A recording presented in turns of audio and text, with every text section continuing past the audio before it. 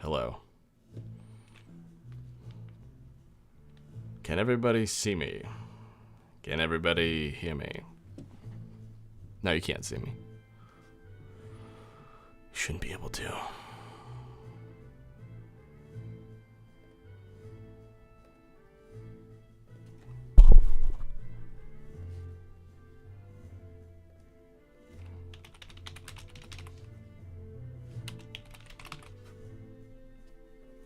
What?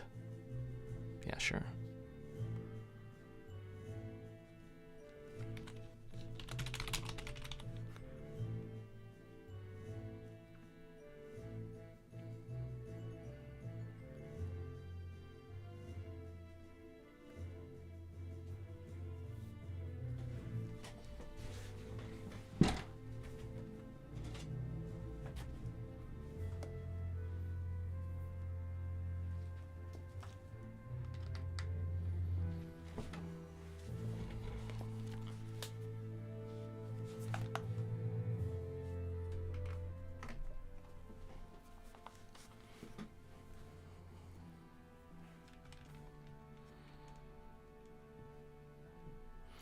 Okay. So I'm streaming to both YouTube and Twitch. At least that's the plan.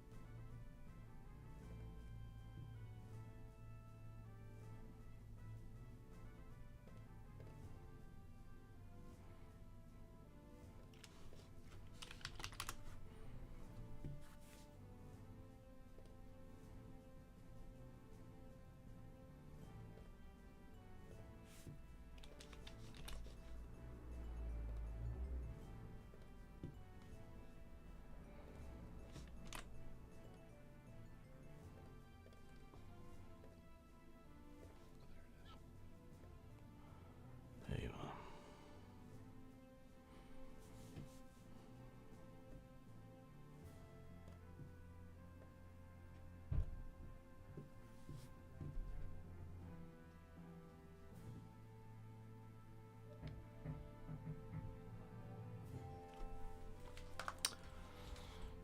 Hold on a second.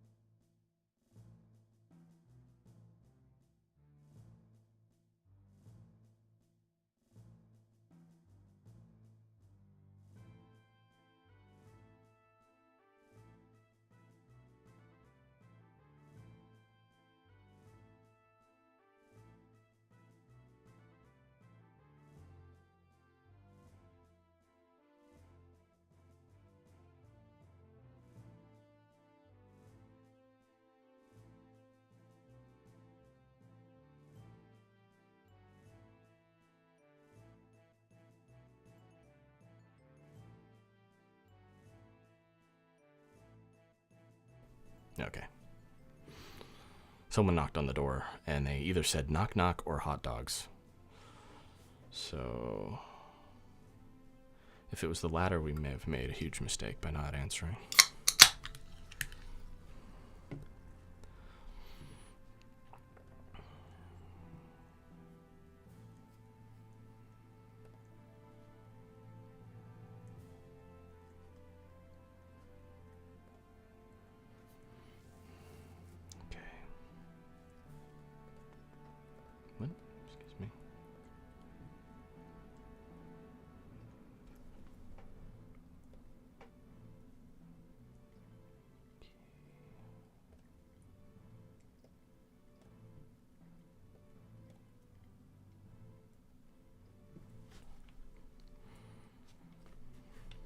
How's everybody doing?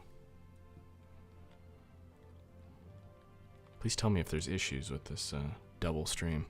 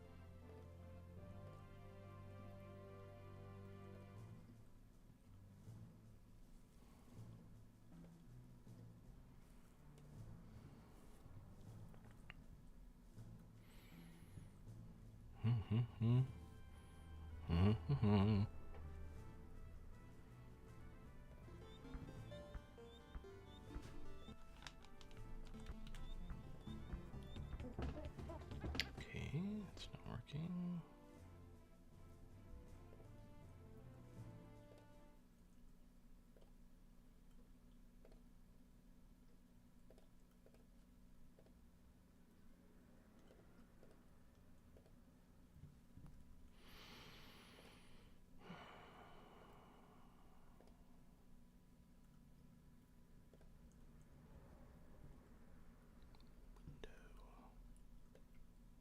Huh.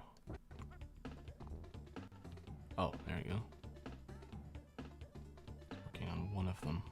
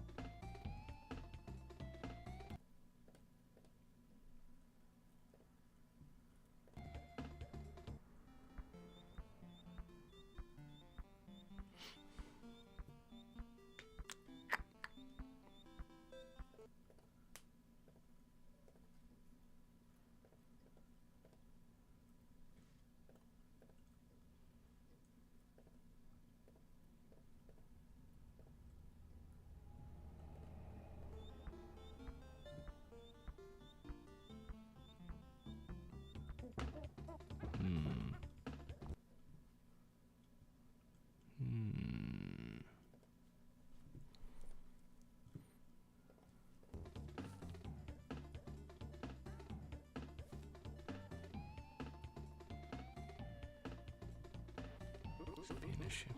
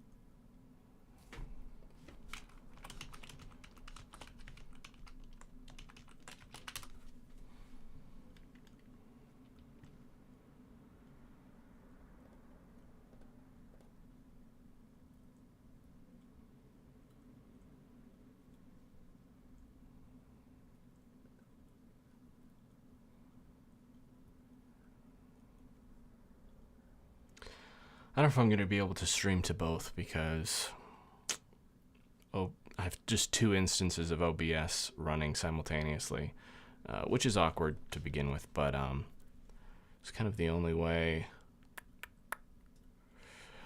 The plugin that I have for it isn't working right now, so I was trying that, but OBS does not want to see the game in 2 instances. Try it again.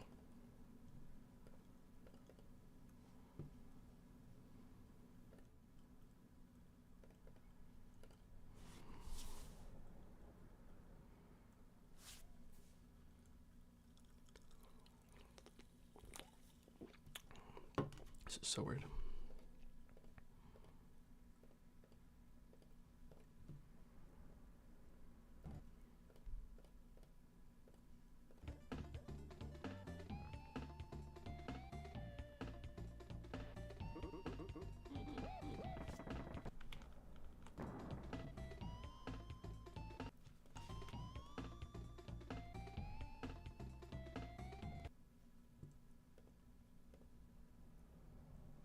Now it doesn't want to see it at all.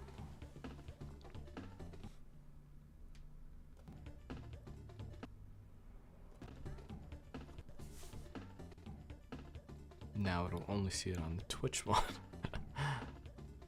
Okay, well, alright, if you're watching on Twitch, sorry, I have to cut it off. Please join us at youtube.com/nostalgiac. We'd love to have you. Okay, apologies for that.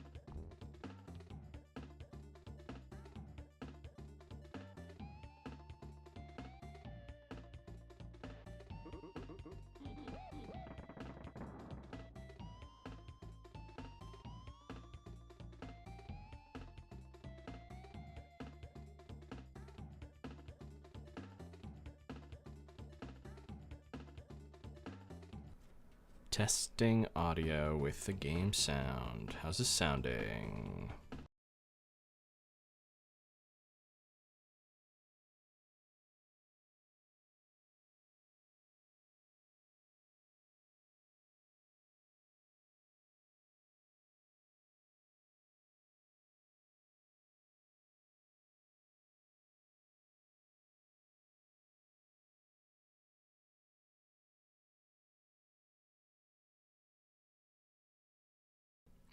KR Badonk Donk, of course I'm winning. Look at me, I'm on the title screen, okay? What does that tell you? I think game audio could maybe be a little touch louder, but please call me a buffoon in chat if that is incorrect. Alright, we're gonna jump in. How y'all doing?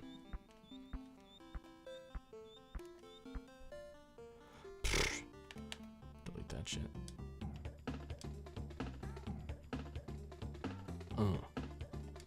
Alright. Okay.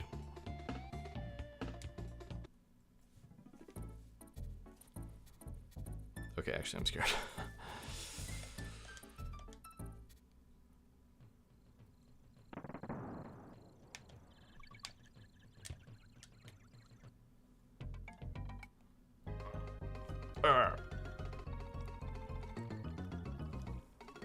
Oh, you poor oaf, donkey.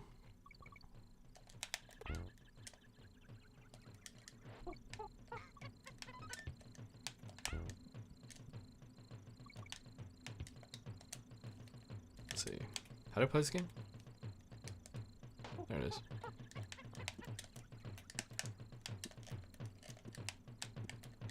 Oh, can't do anything. Oh.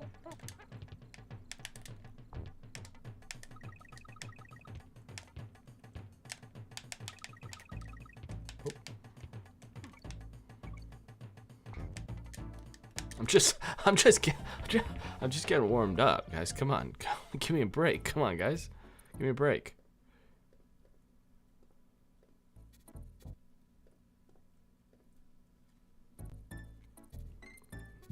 Bum bum bum bottom bum.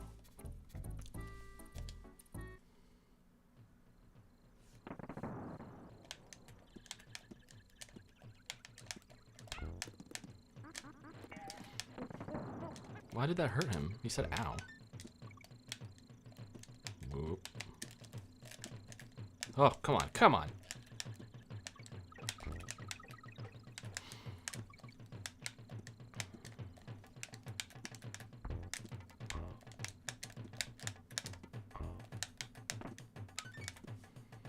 Okay, I'm gonna adjust the screen slightly. Sorry. It's a little big in my face.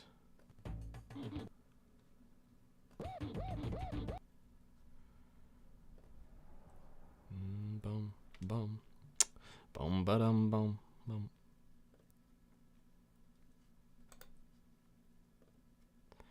Be a solid color.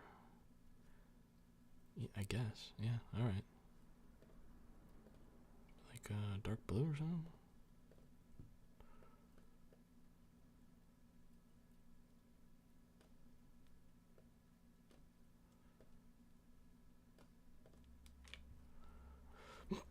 That'll work.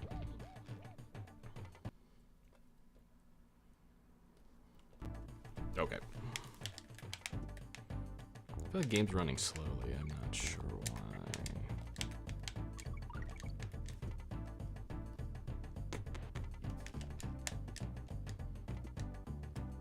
I'm just not used to it. I was playing Donkey Kong Country Returns recently, so I maybe have been a little bit spoiled.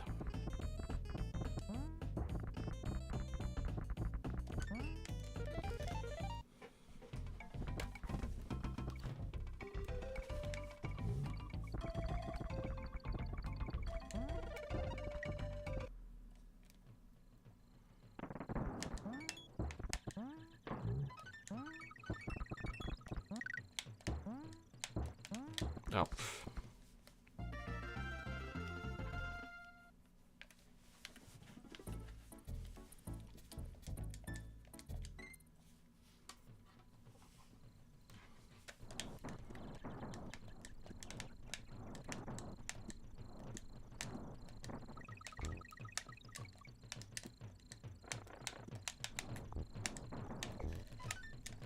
I gotta warn you, not into the bonus levels. I actually didn't realize until I was a big, grown, strong man that the bonus levels actually add to your percentage, because in the second one, you know, there's a whole purpose to them in unlocking the lost levels, the lost world levels. So in this one, I was just like, it's just to get more bananas. So I don't know. I never really try. I guess, you know, if you want that percentage, great, but there's just not really any incentive, I feel like. Sorry.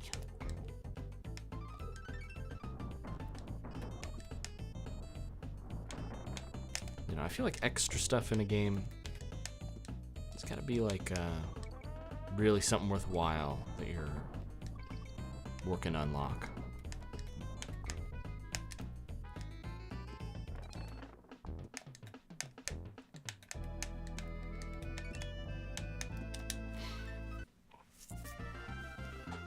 So that's my controversial take.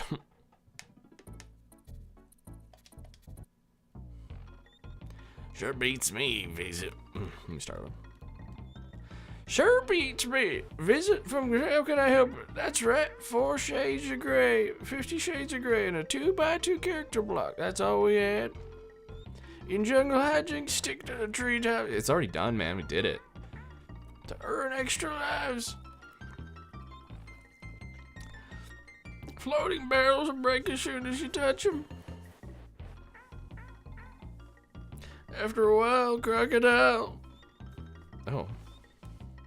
Is that what he's saying goodbye? I guess so. What's up, Donkey Punch? Love this game. Used to play it all the time when I was a kid. Hell yeah. Same here. Your screen name is even, you know, you're even named after the man. Respect.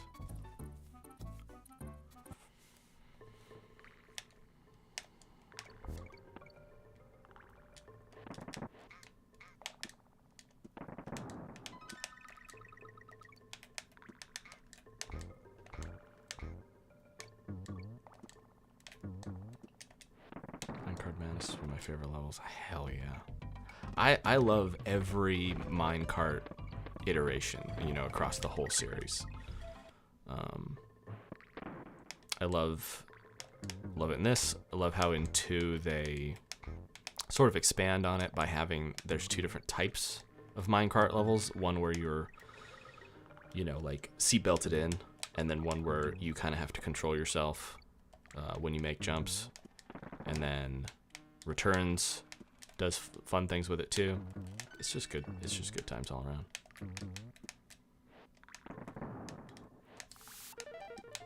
You see, I don't want to. I just don't want to. All right, I'll do it. Well, too late now.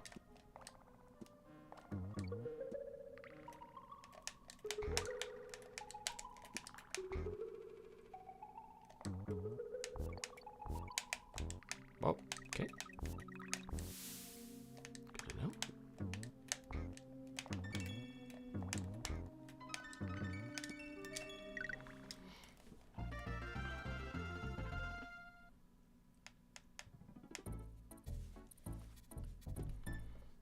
Okay.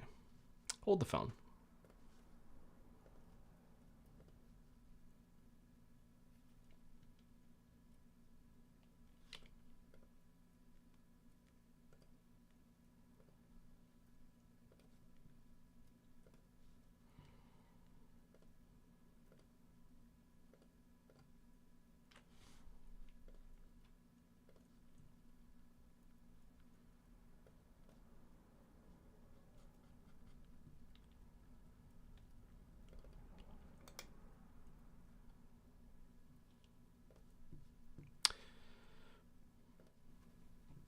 All right, I'm still here, but I'm gonna tweak something.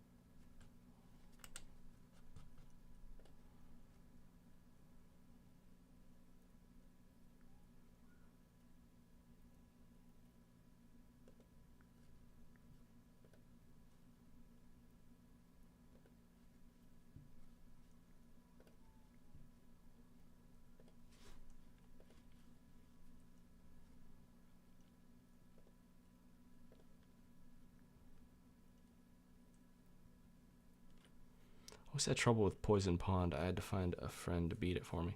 Remind me which one that is?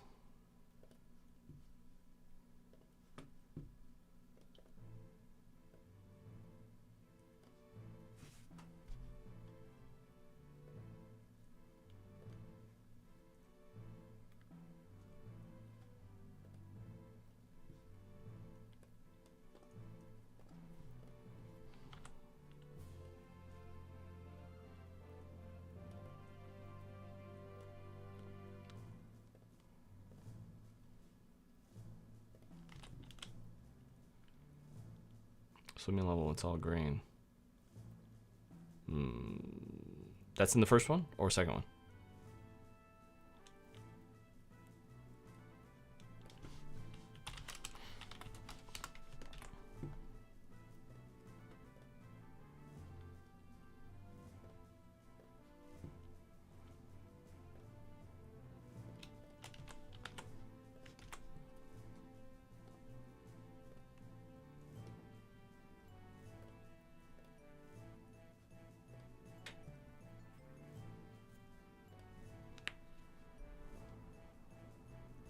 Oh, okay. Yeah, sounds familiar.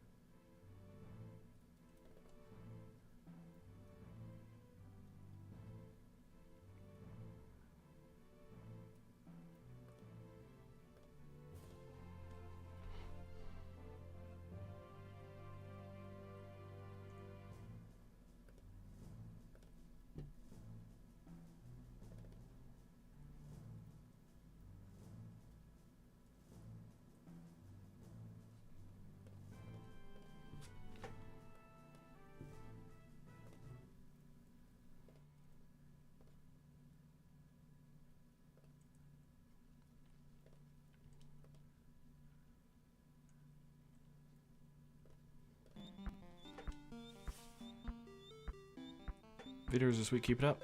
Thank you so much, Hugo. Thanks a lot. Really appreciate it.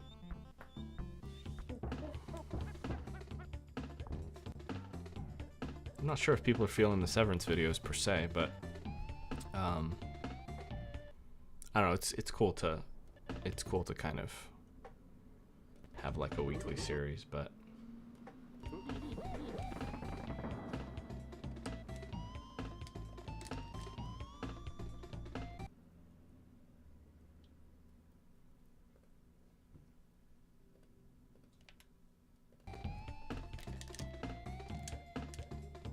okay, we're starting over. Sorry.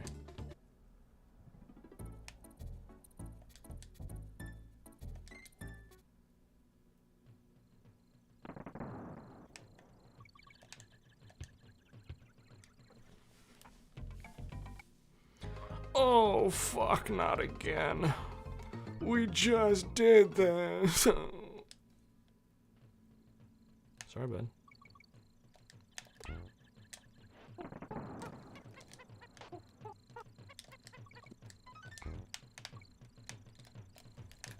Oh, I miss it every time.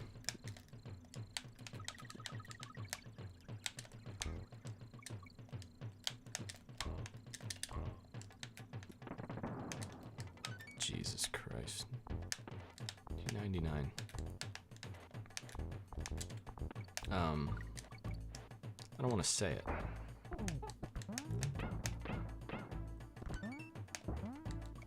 It's been a bit since this came out.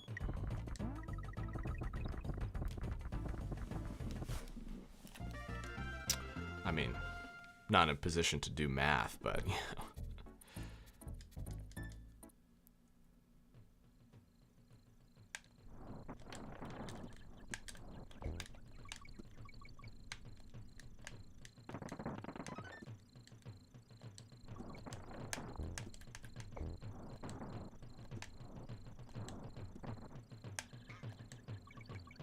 See, like, when I was a kid, I used to absolutely love collecting these because the bonus, like the super bonus levels where you play as the animals and you get to collect all the little you know, that was just the best time.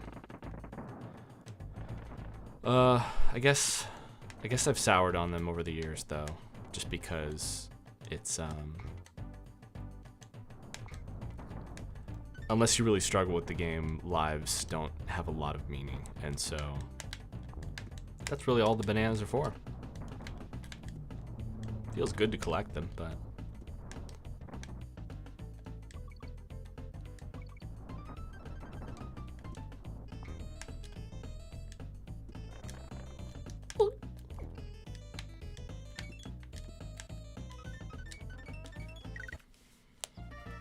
$12 when it came out.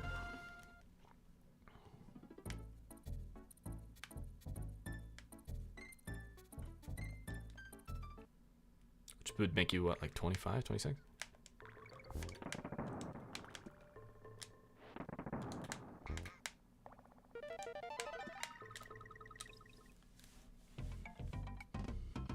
That's deep, man. Yeah, man, you know. We out here philosophizing and shit.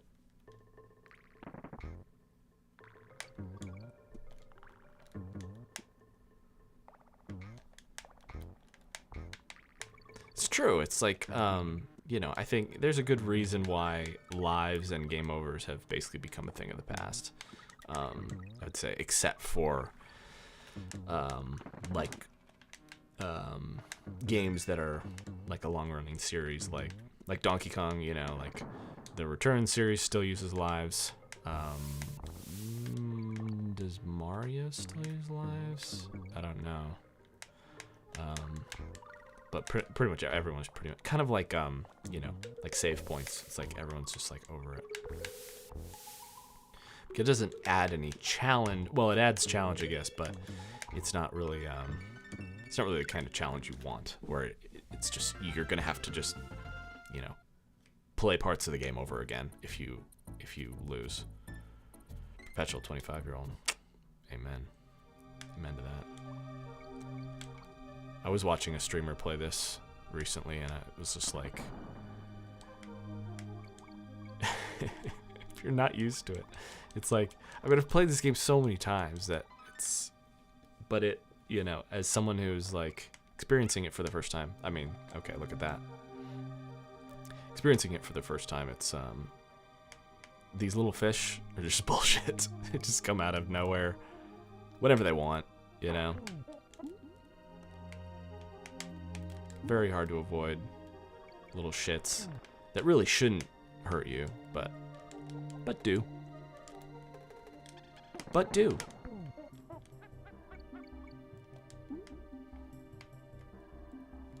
Nope. Okay. Okay, from the bottom. DKC 2, I think, is just one of the best sequels of all time. It just improved on everything, you know. Okay, this is a sin against God.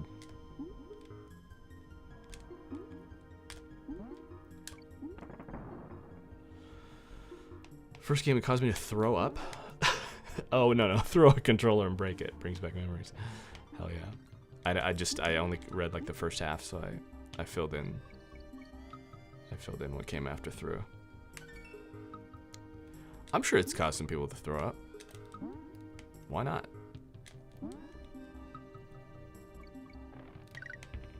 Rage pukes? Done some rage pukes, I think, probably. Oh yeah, see, I was like, I'm trying to do the charge up from 2. By the way, on the Severance videos, they're good fun. Keep them up. Thanks a lot. Appreciate it. Used to have a turbo controller, made these levels easier. Oh, okay, so it would basically, you could just hold the button and they would swim, I'm assuming. Whoa, dude, my name's Funky, my voracious turbo barrel. Let's give him a voice other than what you would expect.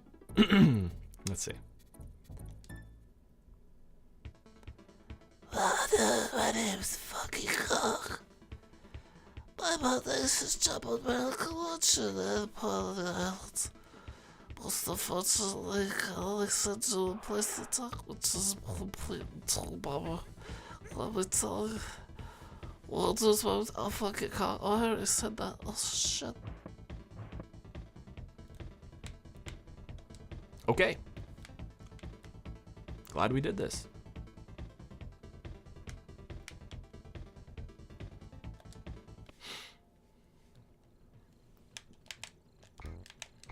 Yeah, I mean, goddamn. Talk about quality of life in Donkey Kong Country Returns. You know, you can just, like, press B and zoom out on the map and revisit the worlds you've been to.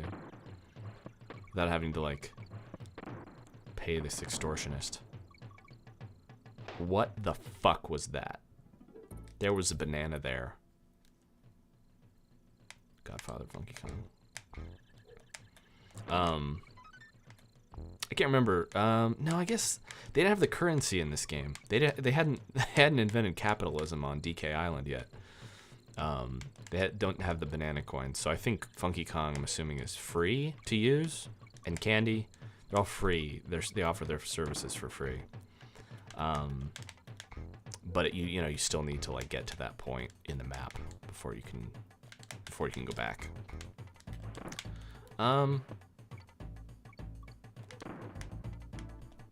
I think banana coins are cool. I think it was a great addition to the series. But I don't know, man. Donkey Punch and anybody else, I want to know your opinions on 3, because I never liked 3, and I've actually never beaten 3, I don't think. I do need to do that someday. But yeah, it just felt like they. I mean, nobody wants this stupid baby, but it also just kind of felt like they kind of took things up to, like, took them up to 15, like with you know, like I was saying, it's like banana coins are fun. It's cool to have, like, a currency for you to collect, but then there's, like, all sorts of shit for you to collect. Like, there's, like, bear coins, banana fairies. It's like, it's hard to keep track of. But yeah, I don't know. I just feel like the play control and level design and stuff, it just wasn't there. Maybe I'm just wrong.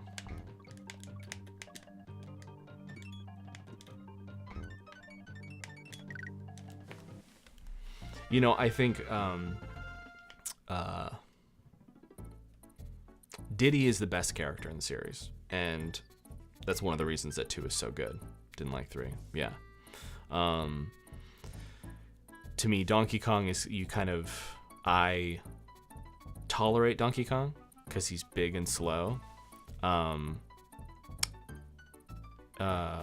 Dixie's pretty good, but I don't quite like the way her roll and her climbing and stuff feels. It just feels a little bit less satisfying. And then Kiddy Kong plays like shit. I mean, goddamn. And then you don't even have Diddy, you know. So it's basically like you have, at least in the first 2, you have Diddy. In the third one, you have, like, Dixie, slightly less fun to play as, and, you know, matched with the worst character they've ever created. If you want to save your current game, jump into my spinning save barrel. Hi, I'm Candy Kong. This is my save barrel. I just may have done that in reverse. That's all right.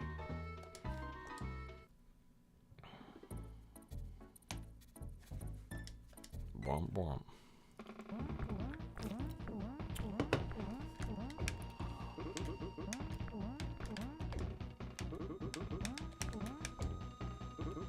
Yeah, it's kind of a drag, honestly, that you play as Donkey Kong the whole time in Returns.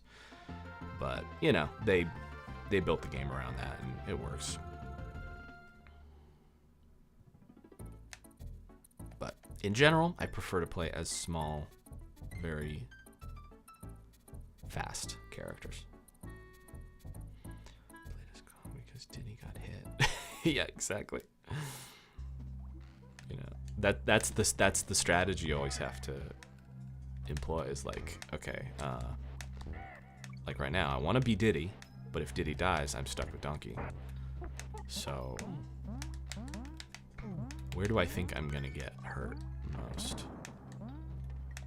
Send Donkey Kong out to the front lines.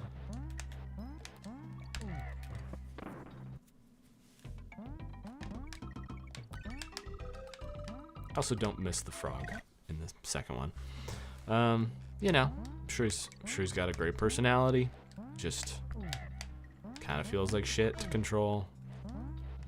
I never know if I'm quite doing it right.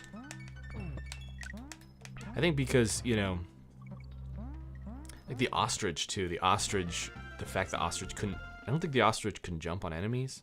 He gets hurt if he jumps on enemies. So it's like, then I'm always wondering, like, wait, can the frog jump on enemies? They just kind of kept the A team for the second one. I'm not gonna lie. Oh yeah, I think maybe they do have two different types of minecart levels in this. Correct me if I'm wrong. Where, you know, this one you're jumping with the cart, and then later you jump out of the cart when you jump.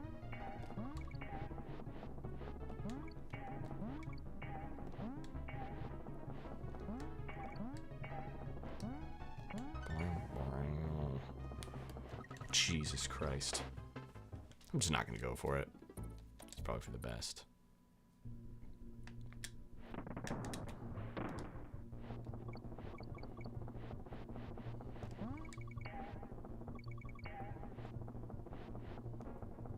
Anybody watching any other shows?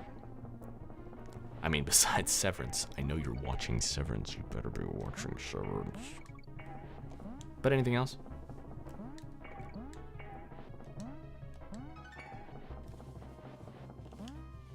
Fuck that.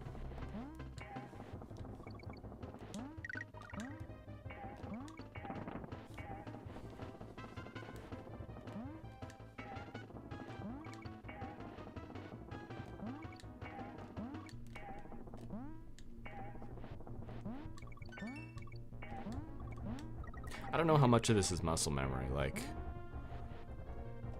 it would be really interesting to play this game again for the first time.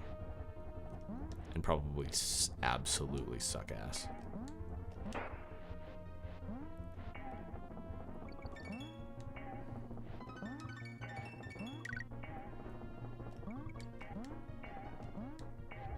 Oh, God.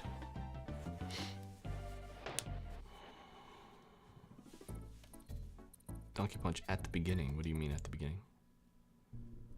Are you saying play as Donkey at the beginning?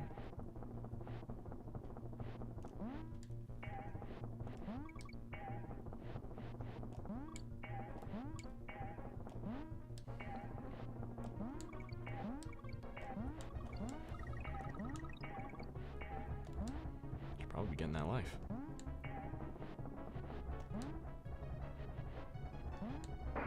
Hey, don't be an asshole. How about that?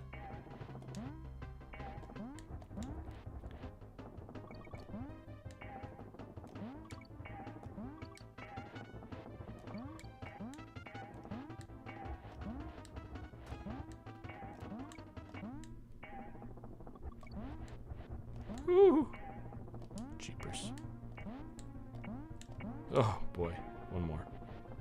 Come on. Oh, God. That scared me. I was scared.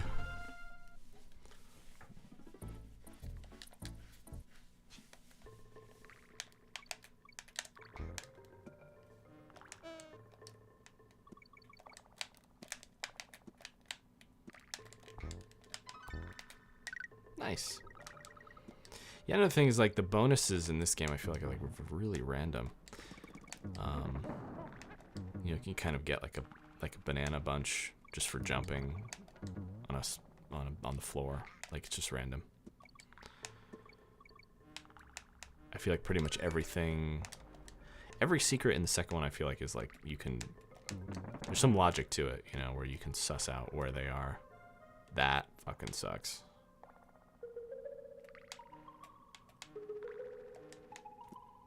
You wanna get, yes, hell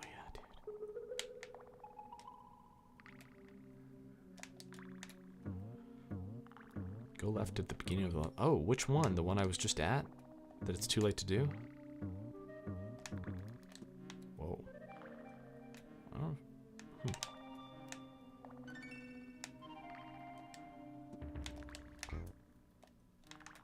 I'm gonna turn the brightness up on my monitor. This is pretty dark.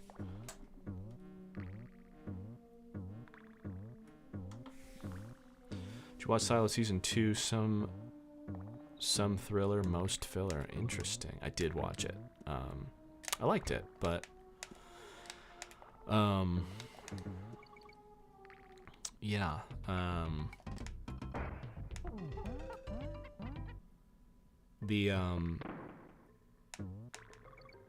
Try not to spoil anything. This you know, the stuff with the kind of the side characters. Yeah, it's whatever. I don't know.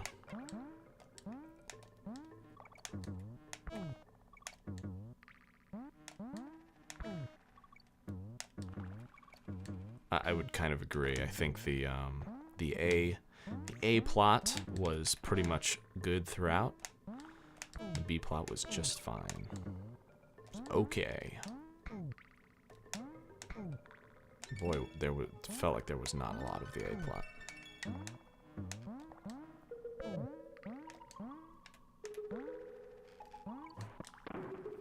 Minecraft Madness. Okay, I'll try it. I'll go back and do it.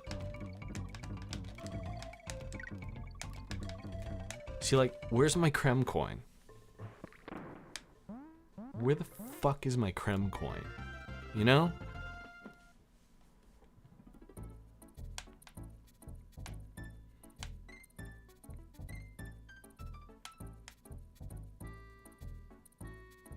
Did you mean Minecart Carnage, or is there another one called Minecart Madness? I don't know the level names at all.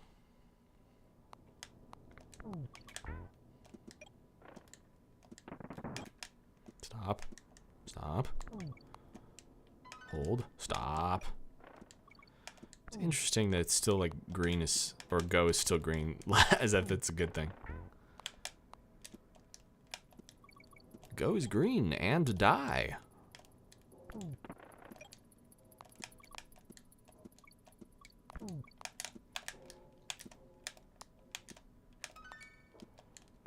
It's interesting how the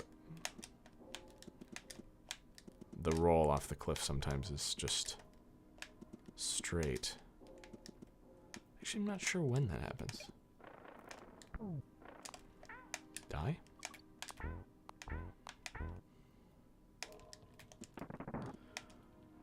Whoop. Okay.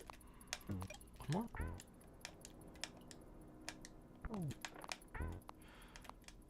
don't have much time, but I just wanted to tell you that your videos on Planet of the Apes, Tenet, and Aliens are fucking great. Thank you so much. Really love your perspective on things. Please keep it up, man. Really appreciate that, John Doe. Thank you so much.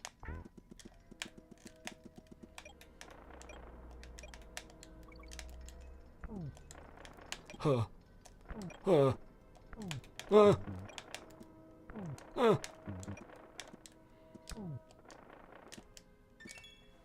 Bye. Maybe it's this level you go to the left. Okay. Let me try it. Let me try. Oh, wait. Yes? Yes. Yes? Oh, what the fuck? It just takes you to the end. That's genius. Alright. Never get that time back.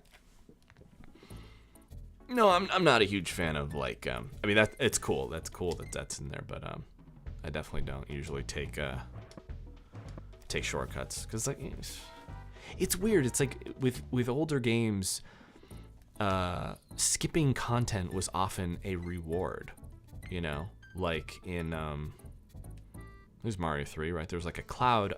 No, goodbye. There was, like, a cloud item that would allow you to just skip a level. And it's kind of like, well... Great, but I mean, that's the game, though. The game is the levels. Just sort of a weird perspective that we had with games back then, where it was like, well, it's challenging, so obviously you want to avoid as much of the game as possible. This is kind of like a kid's perspective, maybe. And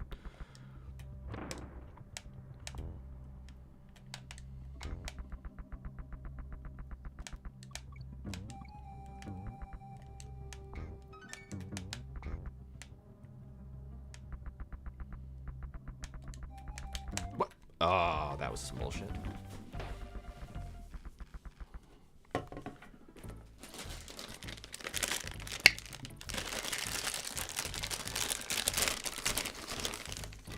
I have my stream playing on my phone, so you get to watch my mistakes a few seconds later. It's really cool. Oh yeah, the flutes, of course. Yeah, skip the whole game with the flutes. You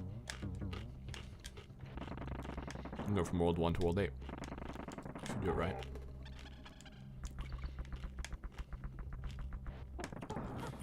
Tell me if my chewing bothers you.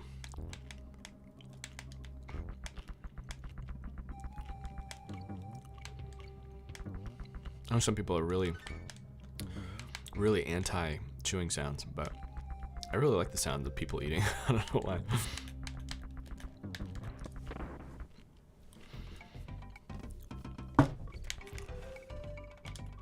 A game that would be cool to play on stream is Jak and Daxter, but I just played it. Like, I think I could... If I did a really long stream, I think I might be able to beat that game in one stream. But, but Jak 2 and 3 I'm just not nearly as familiar with, and it's completely different, like, structure, you know, the way the game's laid out. So, I don't know, there's a lot more story, so I think it maybe is just not possible to do the sequels as fast as the first one. But Jak is one of those games that's like, kind of like this. I really don't need much of a cooldown period. Like, give me a couple months, I could play it again.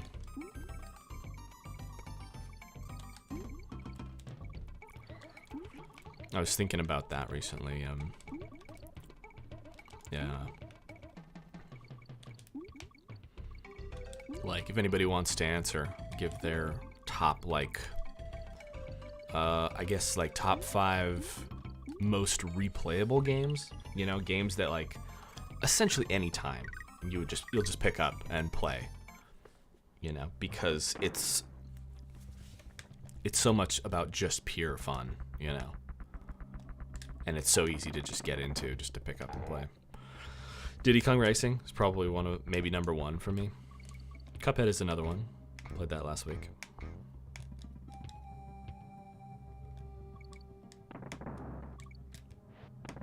Some games just take a little more commitment.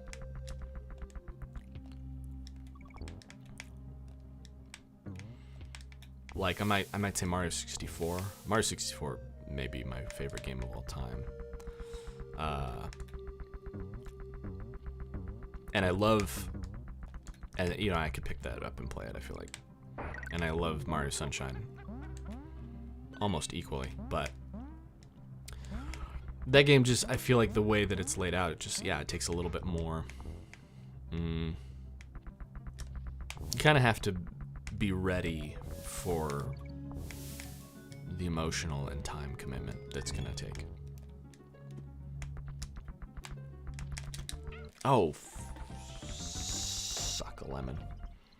Oh, you said you think it adds to it. What do you mean by that? You like the ability to skip, like the flutes and things?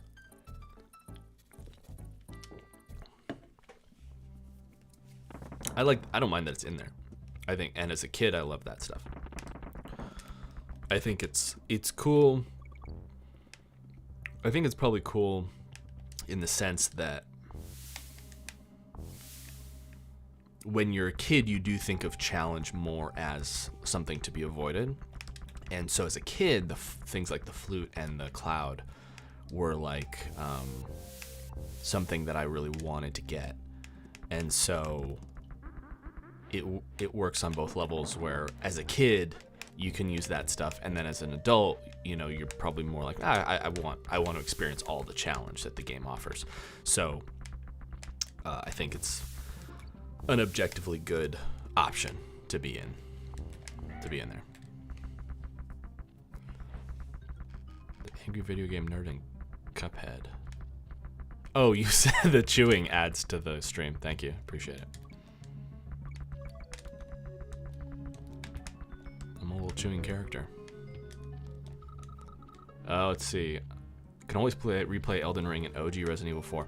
Resident Evil 4, yeah, definitely. I played the VR version recently. It was a blast. It is awesome. If you've never played it, and you've played, I mean, if you've never played it, period. But if you've played the original Resident Evil 4, the regular one, and you play the VR one, it is so awesome. I tried playing the remake VR one, and for some reason just didn't get into that one as much. Partly, I think, just because it felt very similar and I had just done it, but also, I don't know, something about the PSVR. I don't love the quality of it, and I borrowed it. I didn't buy it, and then some of the little control things, like it seemed like they in the original version VR, you have like all your weapons and items on your person, so you can just reach down and grab them. It's really awesome, in comparison to the original where you have to open up your menu and switch, use items and switch guns and stuff. But in the new one, they copy that same formula, but just kind of make it worse. Like, your gun isn't on your chest, it's like floating out in front of you. Like, they thought maybe that would make it easier to grab or something, but it just feels really unintuitive. So I don't know. I'll probably play it someday, but I think the PSVR needs to maybe get a little better, because the graphics were really kind of like blurry, and maybe it was because the frame rate, the PS5 couldn't handle the frame rate that it couldn't quite get to the frame rate it needs to be at. Similar to skimming levels in older games as a reward. I think it's weird that games are the only entertainment you are physically not allowed to see what's next until you've earned it. Can you elaborate on that, Hugo? RE4 in VR would be pretty cool. It's awesome. It's very awesome.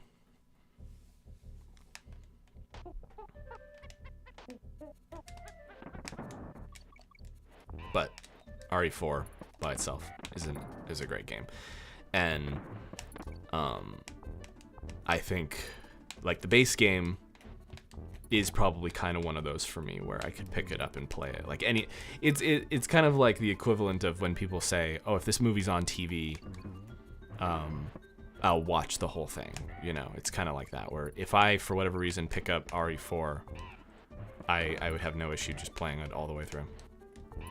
The VR version is more of, that kind of commitment, especially if you're like me, where I need to use, I need to take Dramamine every time I play, and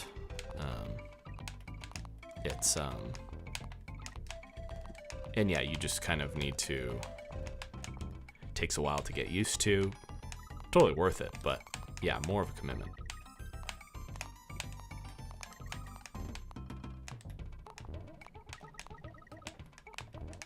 For feeding me bananas. Very nice of you. Boom.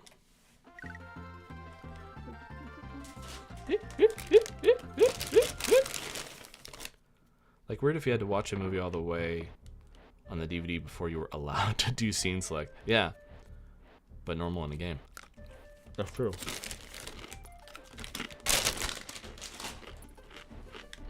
More chewing.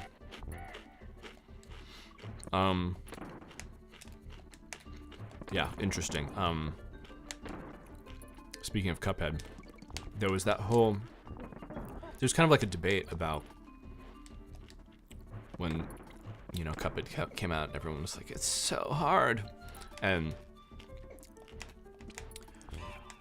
there was like a debate of whether or not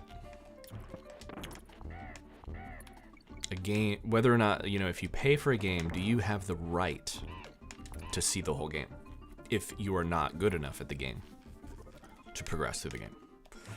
And I think this came about because there's the regular mode and then simple mode. I mean, how brutal is that? They called it simple mode. But on simple, you don't see the whole boss. It usually, I think it skips the last phase or something like that, you know? So, you know, you don't get to experience everything. But also, you can't even go to the next island if you are playing on simple. So, is it called simple? I feel like it is. Maybe it's called practice. I thought it was called simple. So that, I mean, yeah, that's the real issue is that you can't progress, you know, without playing on regular. Simple is really just practice mode. But yeah, I don't know. I personally, I don't love difficulty levels in games. I like there to be a definitive difficulty, because when you say you've beaten the game, I think you should be able to feel like I beat the game. You know, not, well, I beat it on this difficulty, or I beat it with this handicap, or, you know, I don't know. That's just me. Why did I sub to you? I don't know. Yes.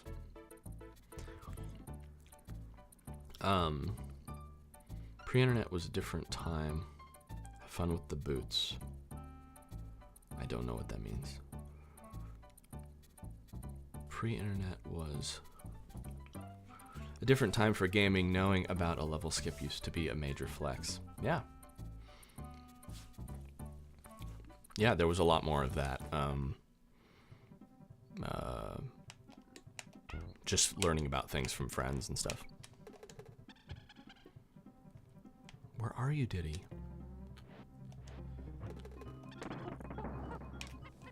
Speak to me, bud.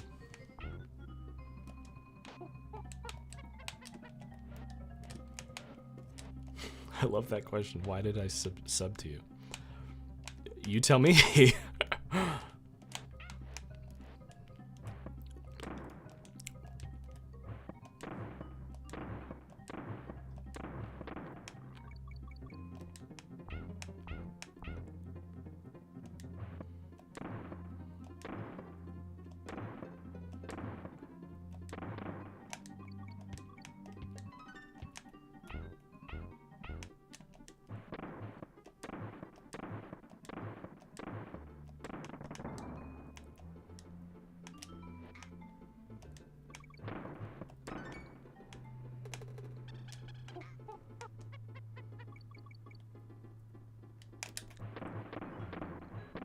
Spicy.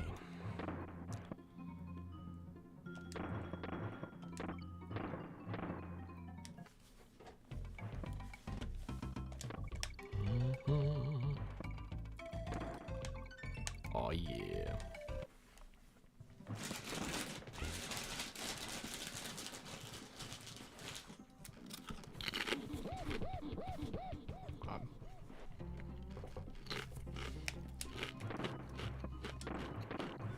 So let's see. Carabadonkadonk said Elden Ring also. Still haven't beaten it. I didn't get very far at all, actually.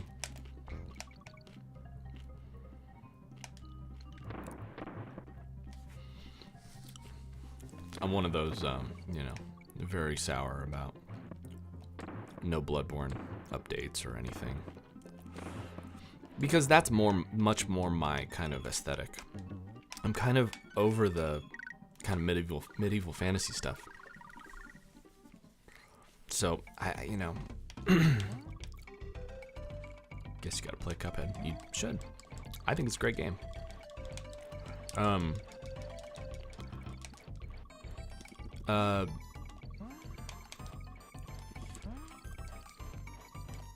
I just feel like they've done Dark Souls so many times now that you know, I want them to experiment with other genres. I don't mind them sticking with more or less the same gameplay, because I think the gameplay is good, but I don't know, I just don't want. I'm kind of tired. I'm over it. I'm tired of Dark Souls. You know, I've played played Demon Souls, Dark Souls 1 through 3. I played the Demon Souls remake. I played, I started Elden Ring. Didn't beat Sekiro either. Really want to beat that. But, yeah. And there's just so many games that have that same setting, you know? Not just from games. Games in general. Medieval fantasy. It's just personally not my favorite setting. And I'm down with it from time to time, but yeah, I just really wish they would do more. I wish they would do like a sci-fi game. That would be so cool. And Bloodborne was kind of the biggest departure. Did we do this already? Oh my god. What? What the fuck was that? Okay, speaking of level skips, I think I just did a level repeat. It just screwed me back to the beginning of the level. Is that what happened?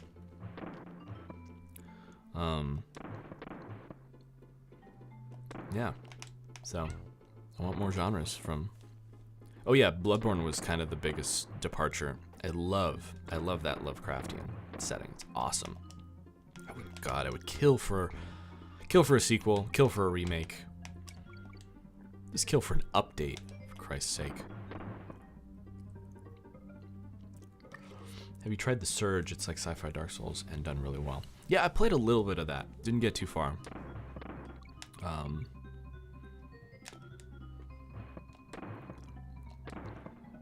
haven't gotten too far in very many Souls-like games. Okay, that was cool. I feel like, you know, they kind of try to copy the formula pretty much one for one. And even if they can do it perfectly, it's still like, well, just because those games are popular doesn't mean that that every little detail, you know, there's a bonfire, there's, you know, every single little thing needs to be copied over. Like, put your own stuff into it, you know? Take what works from Dark Souls, take from what works from Mario, like take from all over. Just make your ideal game. That's why I don't feel like people's hearts are in it if they're copying a game beat for beat, every single thing. But having said that, I really like Lies of P, and I think that's probably the best Souls-like game that I've ever played, and definitely seems to be inspired by Bloodborne in particular. So I like that. Played Armored Core? I have not played Armored Core.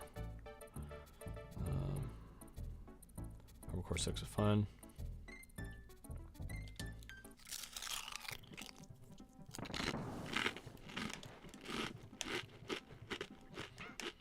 Oh my god, no. Gotta get my head in the game.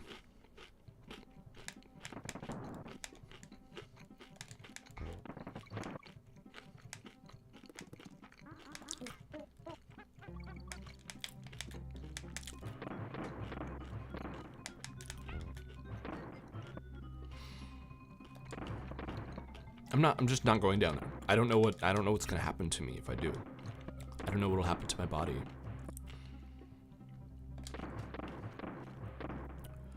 If you take a sip of something that you expect to be room temperature, you expect to be cold and it's actually room temperature, it's gonna make you feel like your mouth's on fire. It's gonna make you feel like your body's on fire. What snacks I got? I have plain ass tortilla chips, but they're good.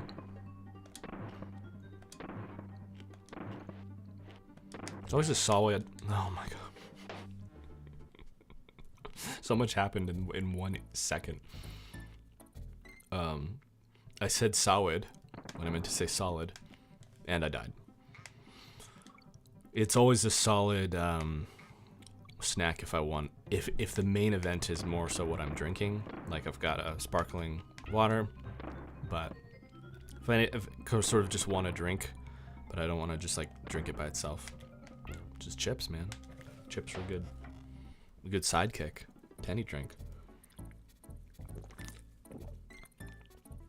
Liza P was your goatee that year?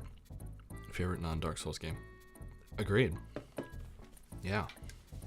I think I got like a couple bosses into that game, but really want to play the whole thing.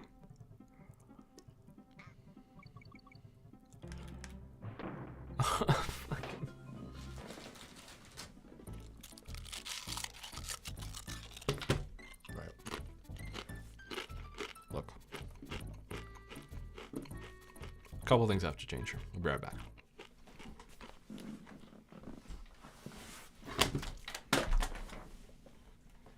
Dropping shit everywhere.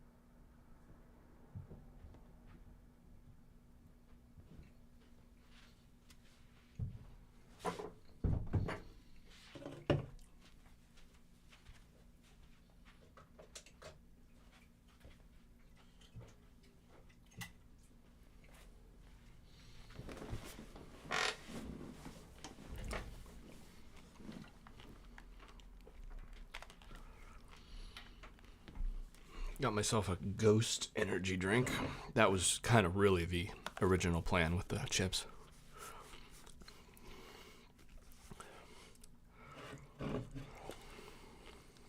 Okay.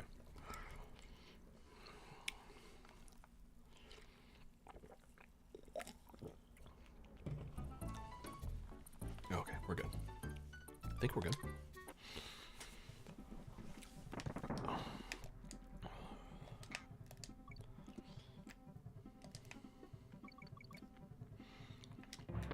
Oh, you've got to be fucking me. Sparkling water's classy. I'm a recent convert. Hell yeah. I drank soda every day of my life for years. And then it was like 2019, 2020. My buddy introduced me to sparkling water, and I'd had it before, but it was always kind of like it's weird, spicy.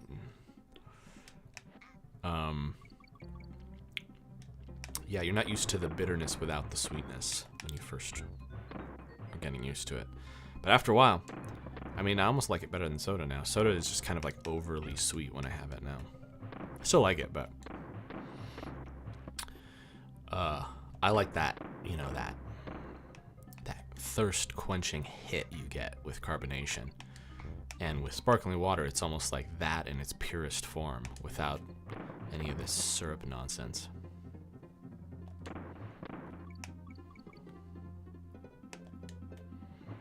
So if you're addicted to soda, I would say there's hope. What the where the fuck does it throw me right into a pit?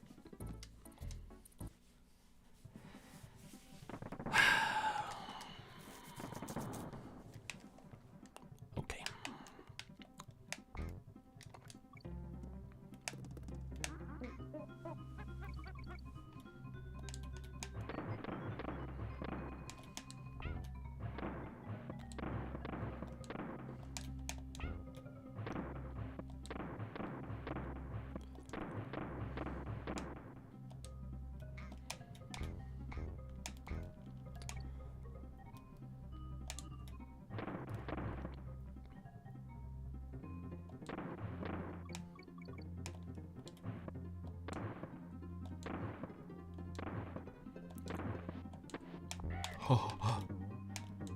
Yeah, Silo's good. It got renewed for two seasons, and then it'll end, and I'm glad. It's a book series. There's 3 books, so I guess they're splitting book 3 into 2. That's what I assume. Yeah, it's not my favorite. It's definitely like I think it's a very well-made show. It's up there, and I'll watch it when it's on. But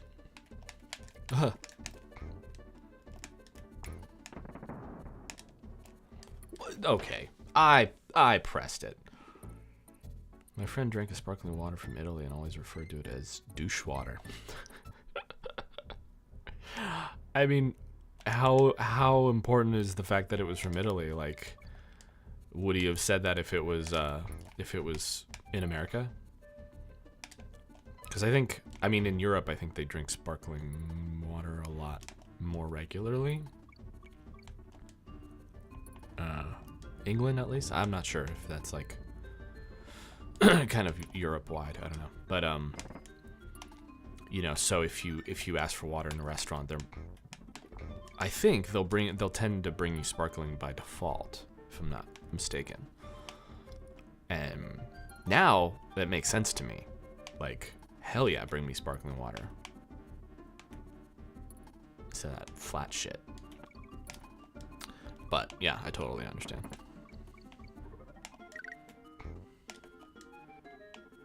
What in shit's ass? Didn't expect to get roasted like this. Did I roast you?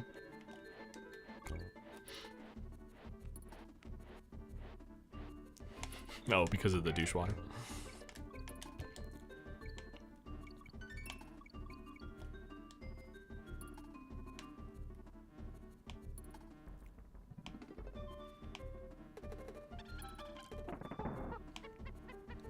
He just, hasn't been educated yet on the delights of sparkling water.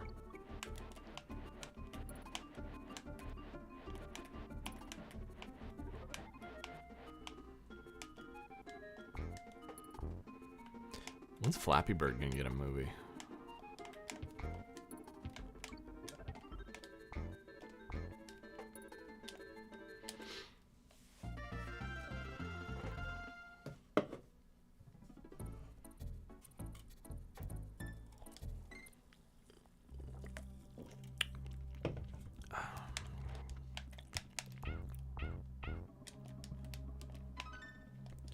Speaking of sparkling shit,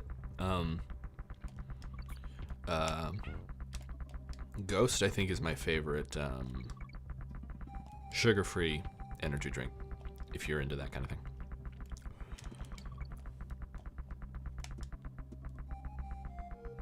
Most of the other brands, it's like, it's kind of ass. But Ghost is like legitimately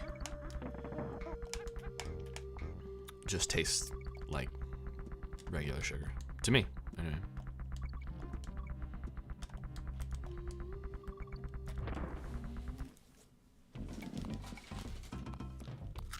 Oh. Bro, I'm snacking.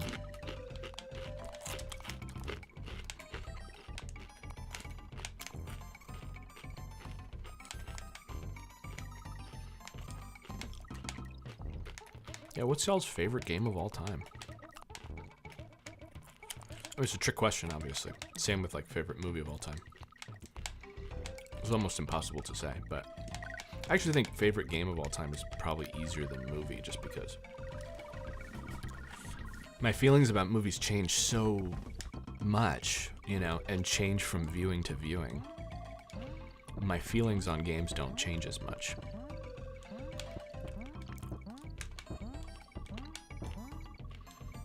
It's like, it was fun the first time, it's gonna be fun the second time.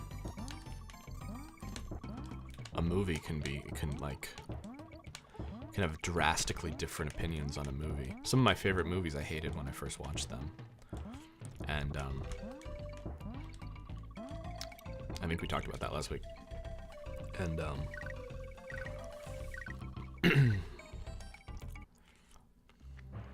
my brain turned off for a second, sorry.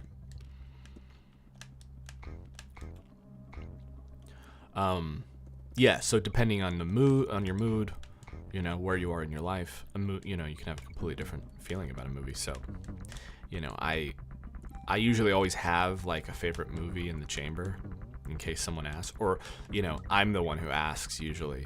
And so unfairly, I've come prepared and they're completely caught off guard. But really it's just kind of a conversation starter. What is your favorite movie right now, basically? I know that's not the question I actually asked, but you can answer the one you want.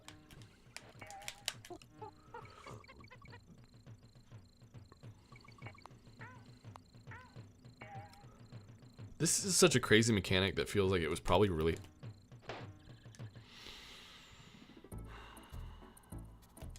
It's probably really hard to program, and you rarely ever use it.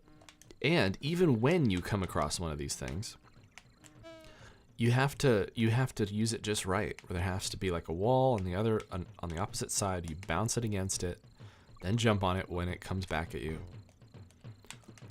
I feel like there's only like 2 parts in the whole game where you can even do it.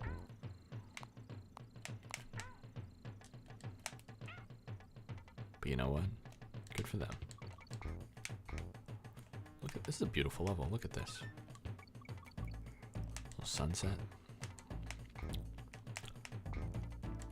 Who needs AAA, right?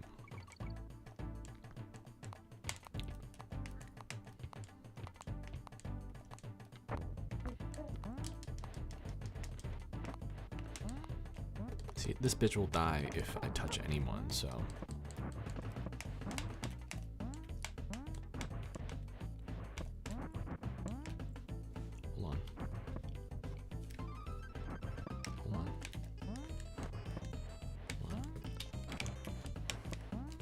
Trying to get a screenshot.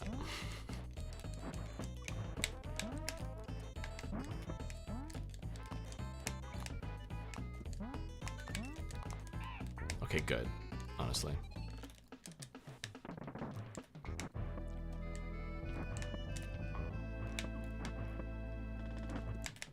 Oh, for fuck's.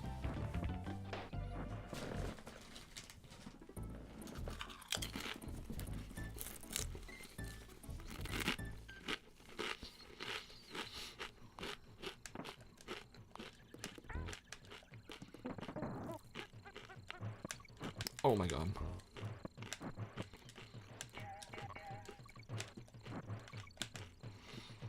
Holy hell.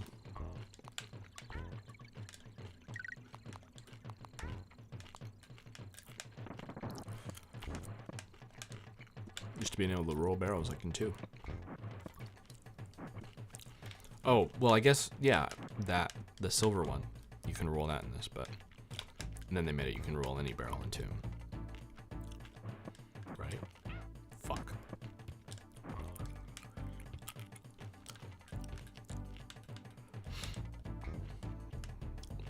Favorite games at the moment? Anything by Remedy, Control, and AW2. Just something about the vibe. Keep going back to them.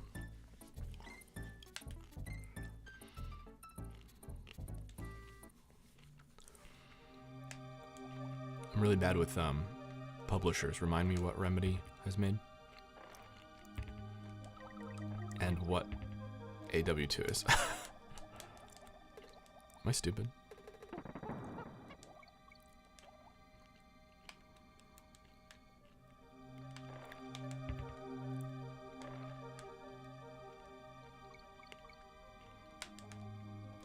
Oh.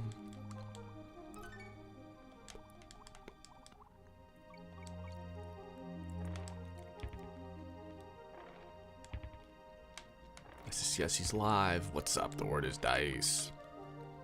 How you doing, my dude?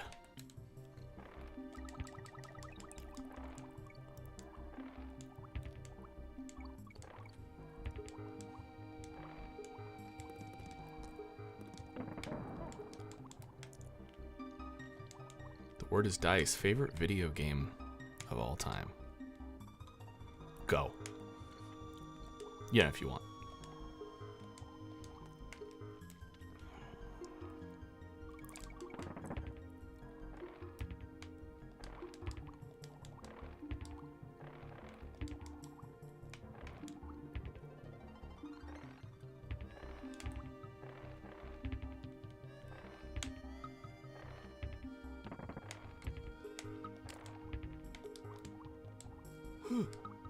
Sekiro. That's right.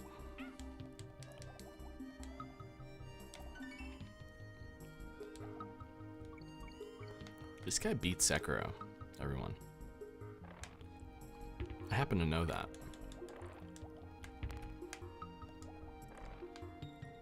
And, you know, honestly a little jealous. Because I suck ass at Sekiro. They made Max Payne 1 and 2 also. Oh, gotcha. Okay, so basically everything you're saying is Remedy. Gotcha. Okay. That's what I thought. Hugo, what did you think of Alan Wake 2? Because I played a little bit of 1 and it seemed fun, but I wasn't sure I was into the direction they were taking with 2. So, what do you think? I mean, you said you loved it, so obviously you like it. But yeah, what would you say to that? To someone, not me, but you know, someone theoretically saying they were worried about Alan Wake 2.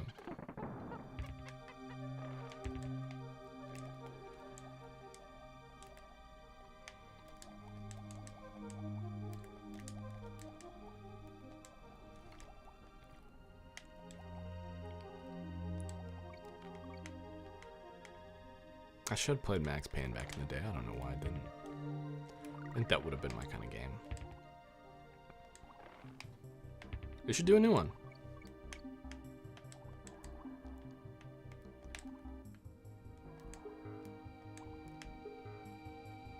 Oh my god, this is gonna be scary.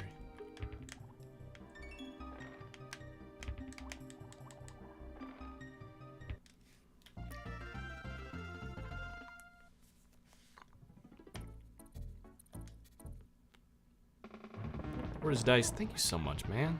Shoot. Shit. Thanks, man. Appreciate it.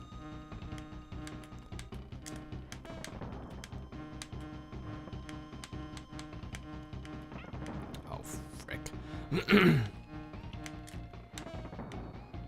so honored by the Word is Dice's donation. I got stung by a big bee.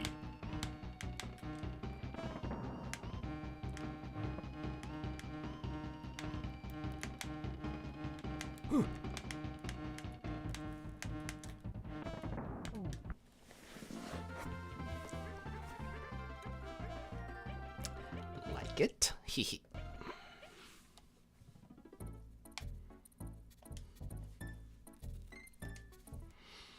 I figured we'd be able to get through this whole game in one stream. You know, maybe not though.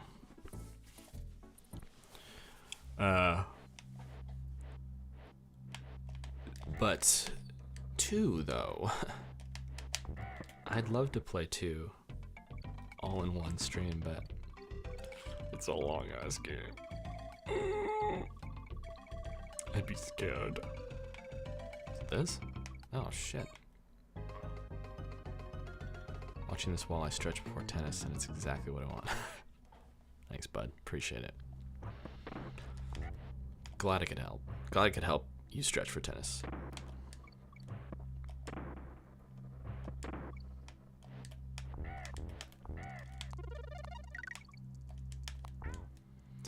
I gotta find a physical hobby. Haven't played 1 all the way. I can see why people wouldn't like it.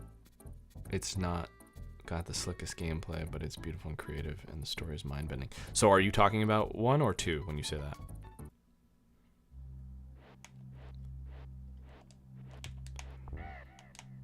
Like, give us sort of your mini review of 1 and 2 and how they differ, if you want. Because 2 just seems so different, you know?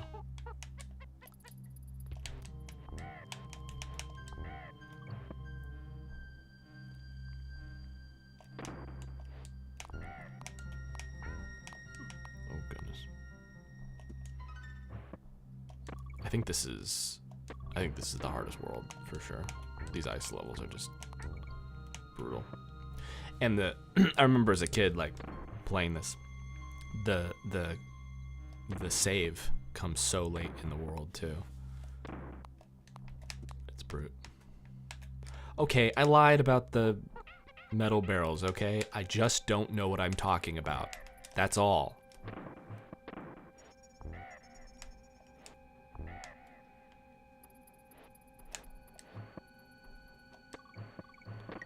Sorry, talking about 2. Okay, you are talking about 2. Yeah. Oh, fuck. I can't kill you. I don't know how to kill you.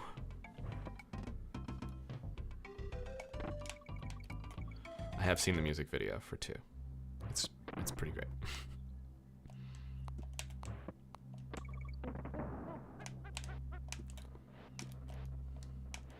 Oh my god. I can't see shit.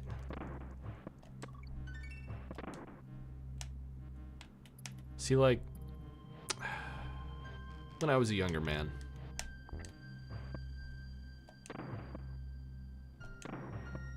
this is the kind of thing they don't even get close. I mean, the new ones are hard. Like, Returns is hard, but in points. But like, this shit is like, this is like evil.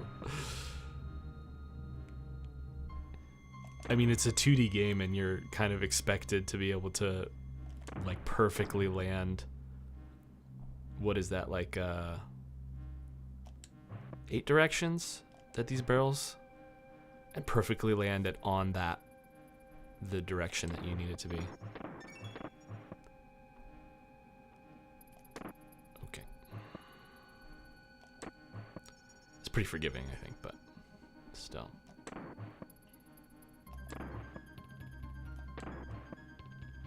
Oh my god. Oh, goodness gracious. Great balls of fire. Oh, thank Christ. He's an honest man. Max Payne 3 is criminally underrated.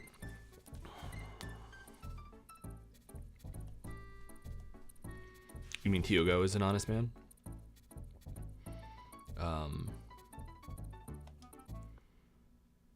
Yeah.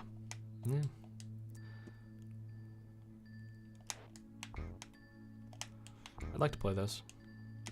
Or, you know, bring someone else in and they can play it and I can watch. I don't know.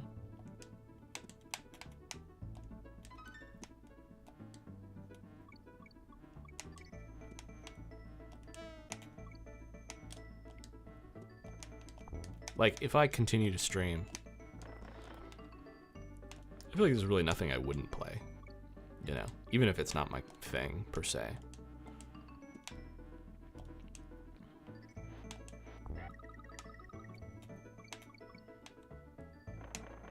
It's just like, as far as like on my free time, you really have to, you know, you really got to make, you know, choose wisely what games you want to play just for fun. That's why it's nice to kind of have this excuse to play stuff like this, because I might feel like if I just play Donkey Kong Country in my free time, I might feel like, you know, I'm doing this again when there's other things I could be doing with my time. Like, at the very least, playing a new game. But it's for the stream, so fuck it.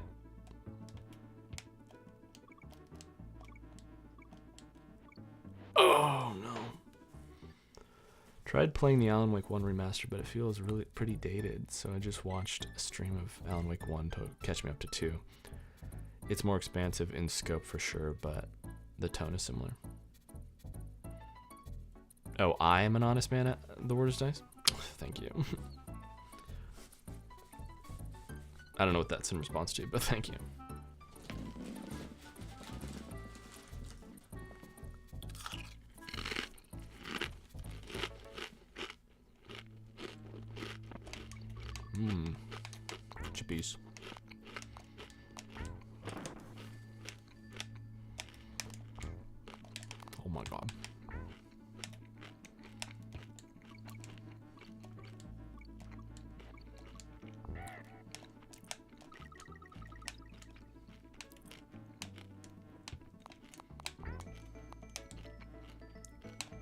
Yeah, my genre is definitely action.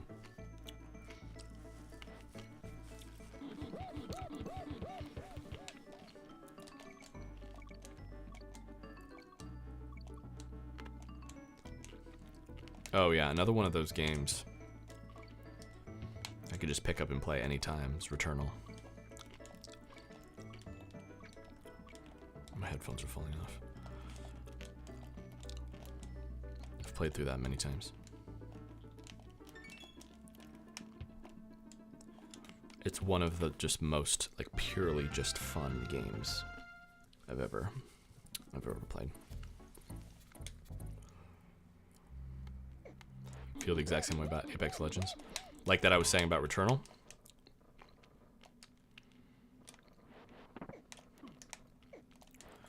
Yep. Dice loves his Apex.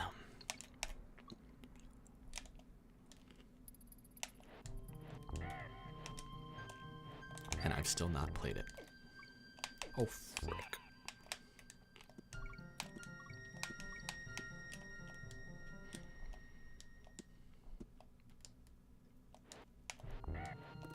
Oh, no.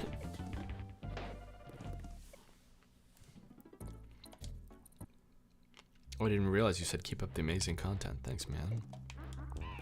It's so kind. I'll try, man.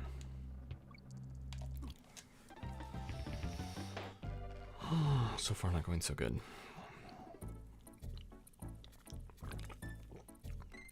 Yeah, so you have to get through like 4 or 5 levels in this world before the save point. We're doing fine on lives, on liveys, on one-uppies, but it's pretty brutal.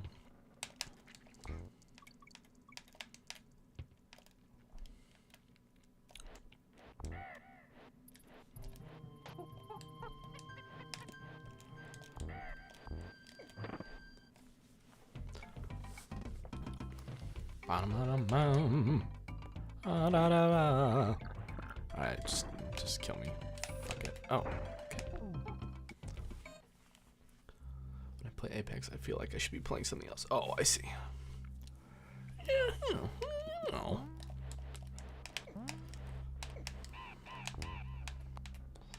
Returnal is on PS Plus. I might give it. Oh, please give it a go. Oh my god. If it's on PS Plus, you have to.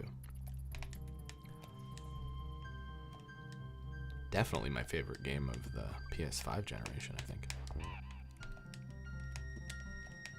I have a mod because it's very like Metroid inspired.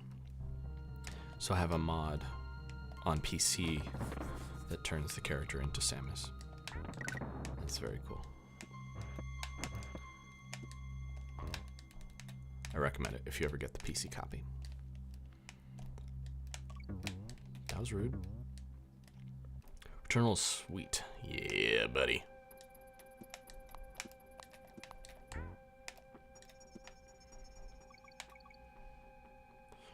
Gotta sign off 1:30 in London and work is fast approaching. Been a pleasure to catch up with you. Thanks a lot, man. Thanks for tuning in. So so late at night. Sleep well. Have a good day tomorrow.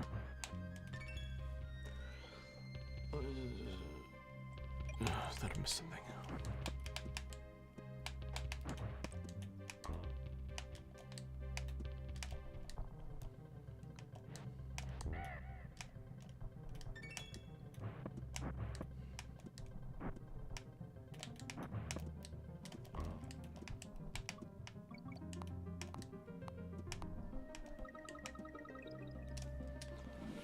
Okay, I'm gonna take a little standing break. As should you, if you've been sitting for a long time. BRB.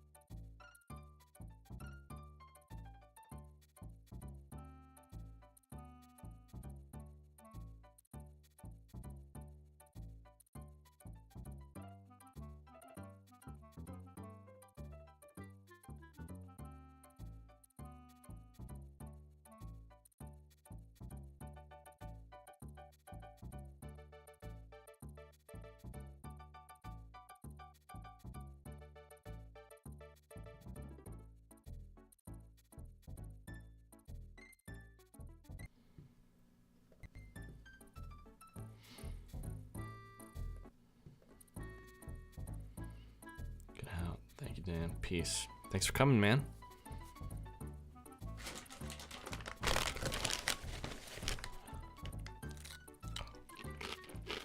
I hope you watched Severance.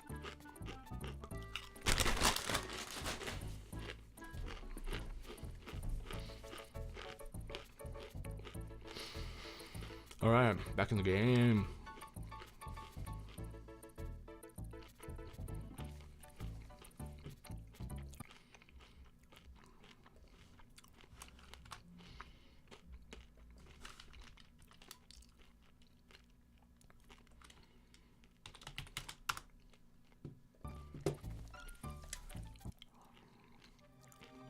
Oh no.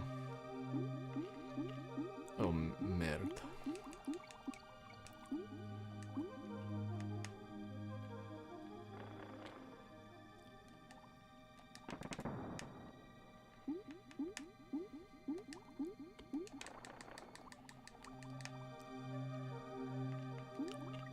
Don't come over here. Oh, you bitch and a half. Oh. That wasn't kosher, dude.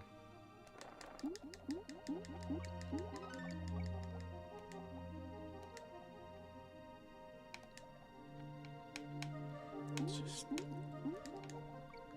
baby steps.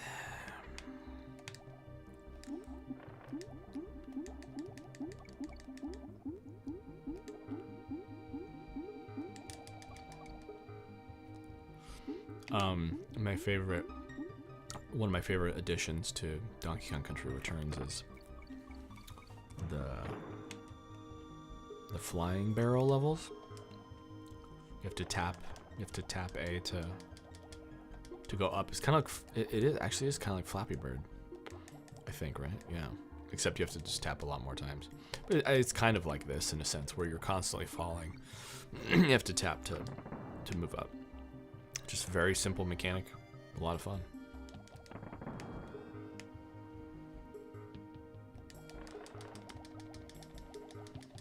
I saw a cartoon recently where it was Donkey Kong and he's got Diddy with him. So they break a barrel. You know, where like Diddy would normally be inside. But because he's already got Diddy, it's like an unfertilized Diddy egg. So it's just like, it's like brown and red goo that just like leaks out.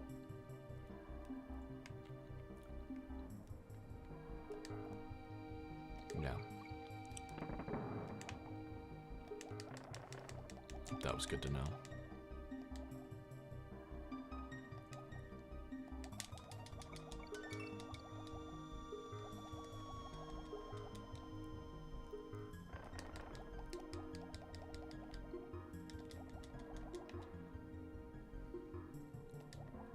Oh shit. Shit slices.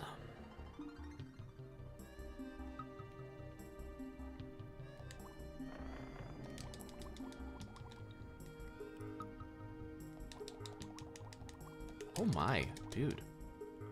Chill out. You need to relax.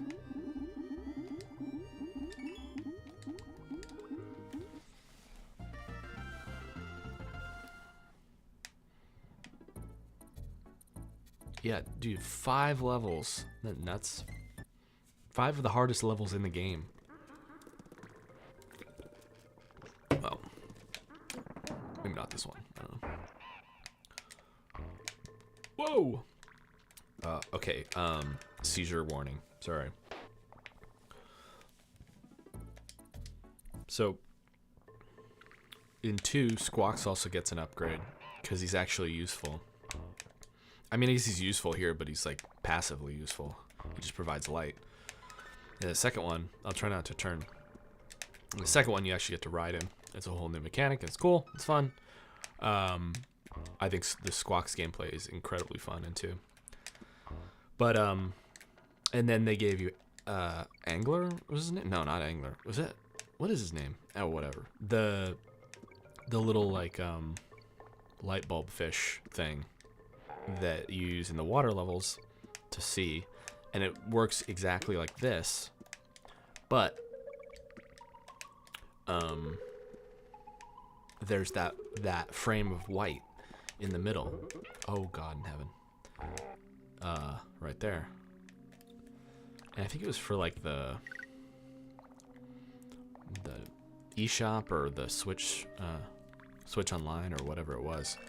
They patched that out. I think it might have been a later release of the game. I don't know, because they would do patches on on games in these days. It's just that it was like the only way to get the patch version was just to buy it at a later point when they were selling the cartridge with the patch.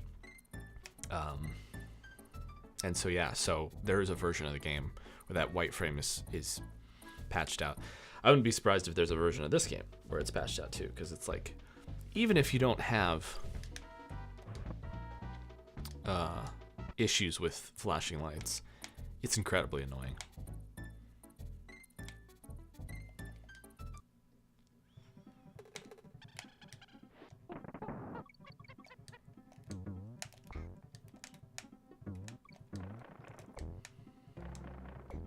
But yeah, I like many others, I miss the days when games were just released finished, It's not that it's a huge pain to download patches, even day one patches, but it's still kind of like, I feel like if there's all sorts of bugs that the game has on day one that need to be ironed out, it's just kind of a sign that the developers knew they were kind of shipping an unfinished thing,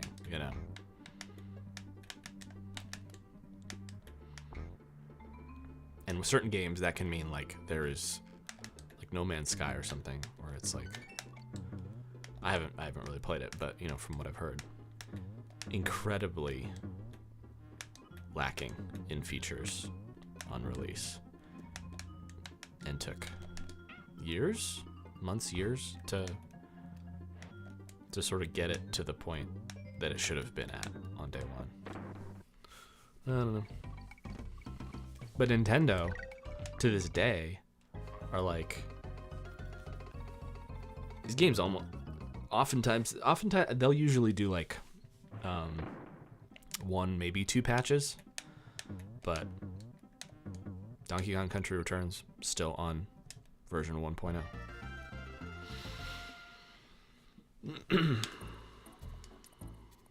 Or the Switch version. Holy hell. Jesus Christ, man.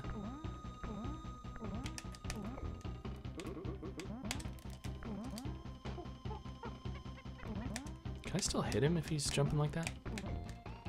Let's see. Nope. Let's bounce right off. Oh my God, he goes far.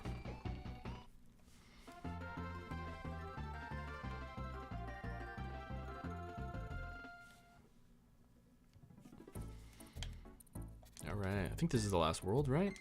No, yeah? No, 2 more, I think. I always forget there's the one after this, I think. It's like the caves.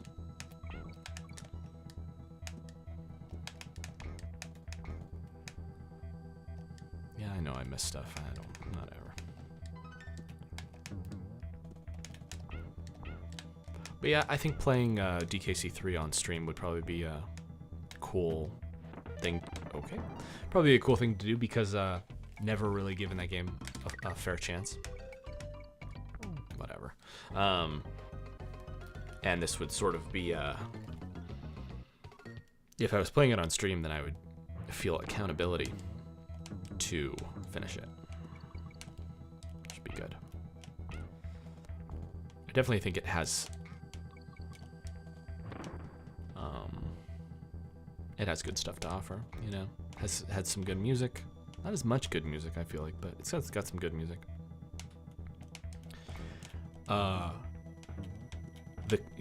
The new collectibles, I think it's an interesting idea. I don't know if they necessarily pulled it off. But I just thought of something. I don't think this exists. I feel like I would have found it if it did. But like a ROM hack, like a mod for DKC3 that makes it just like Diddy and Dixie again. Oh man, that would be incredible. That would be so nice to have the game finally be fixed. There's probably moments where you need Kitty, but they could probably maybe find a way around it.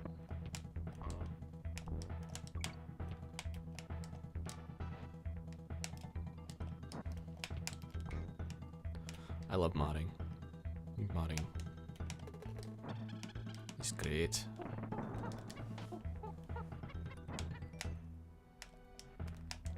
I don't know if you guys heard about the Vice City thing, where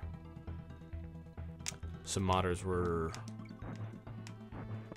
working on this this huge mod for Vice City. I think it's for the definitive. Oh god, I think for the broke-ass definitive edition to work properly, or to look really nice, something like that. And then Take-Two gets all butthurt about it and orders a takedown. And it's like, dude, your remaster was a piece of shit. And then they ordered this takedown and deleted the modder's YouTube channel. And it was like, that was how they, like, a bunch of their audience, like international audience, was from their YouTube channel, and that's just gone. And it's like, and then they, according to them, were essentially forced to release it as a standalone, meaning their plan was for it to be something where you need to have a legal copy, and then you would apply the mod, which, like, there's no reason. I don't understand companies getting butthurt about modding. It's so insanely stupid, and because there's no piracy involved, you're adding onto the game you paid for. You own the game. How dare you tell players what they're allowed to do with the game that they paid for? It isn't yours anymore. You sold it to them. So anyway,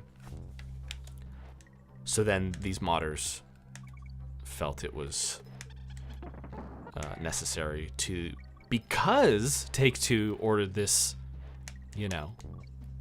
ambush them, the modders changed it. So now it's a, what do you call it? A standalone, meaning you are pirating the game if you download their version.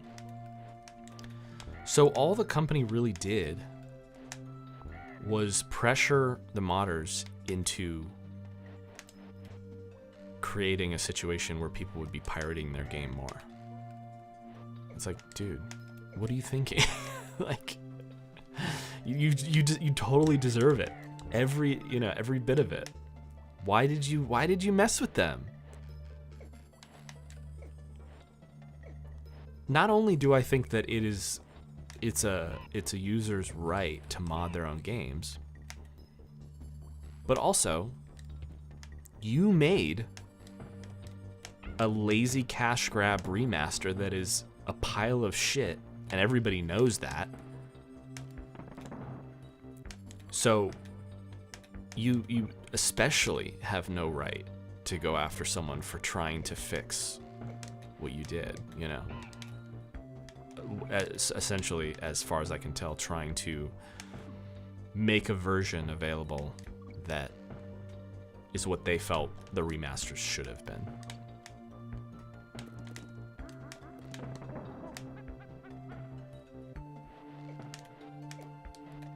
Capcom has gone against, like, modders, and they use the word cheating, which I just do not understand, because I understand if it's a multiplayer game, but or even esports, whatever, where there's potentially money involved. It's like, yeah, of course, like, I don't think people should be cheating in those settings, but like, I would say most games are single player experiences, especially the ones Capcom makes, and definitely the only ones I ever play. It's like, I mod Resident Evil 4, and it's like, who is that hurting, you know? And I feel like these companies like to kind of lump modding in with cheating and piracy. It's like, dude, there's nothing to do with either of those things. I don't know what they're on about.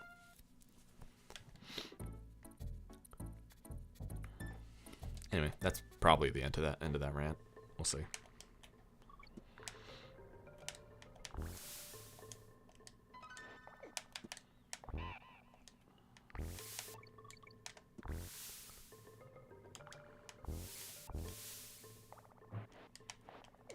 There was also, on the flip side of that, what game was it?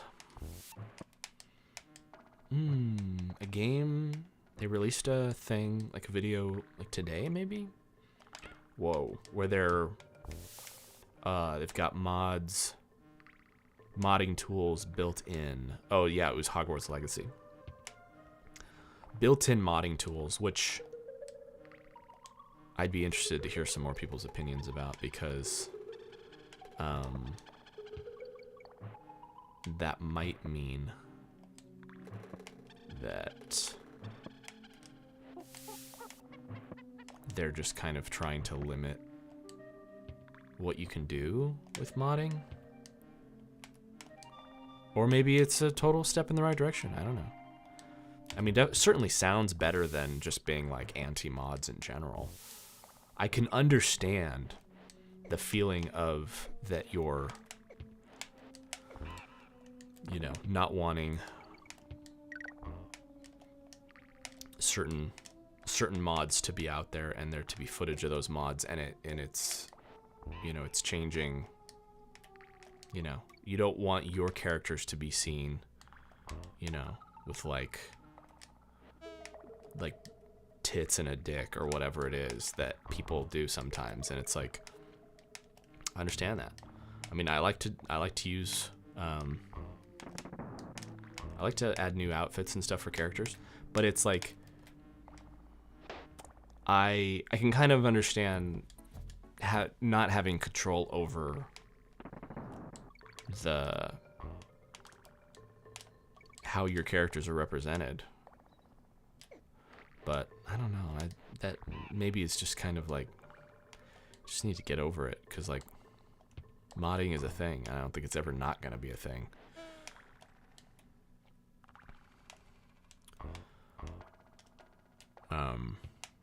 I feel like more console games should try and incorporate some built-in modding, you know? Oh my god.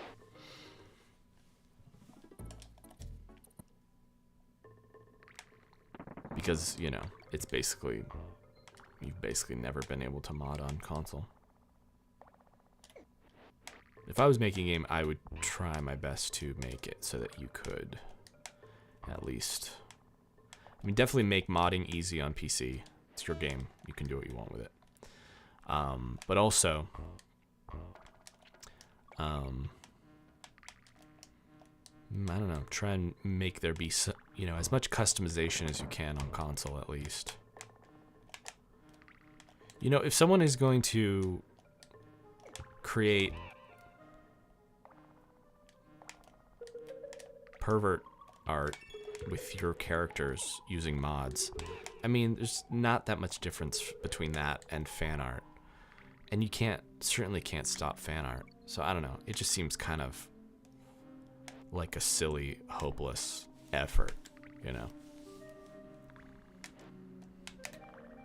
Like, who cares, really? The only people who want to see that are the people seeking it out. So, you know. Yeah, I don't know.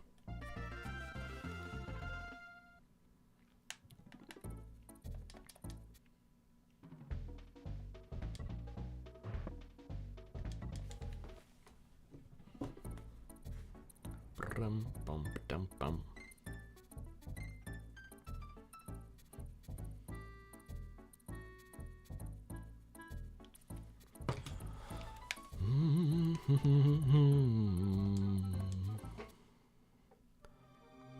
Oh goodness.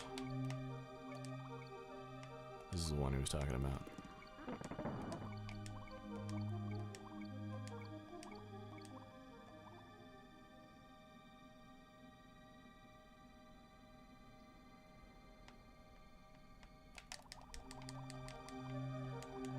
I want to be in here. Can I be in here, please? Well, at least it was worth it.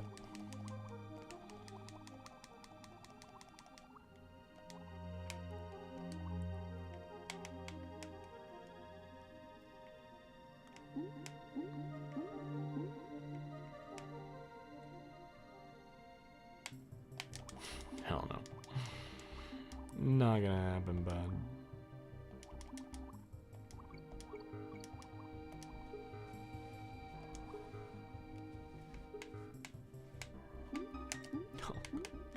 This is a really cool looking level with the green and the saw wheels.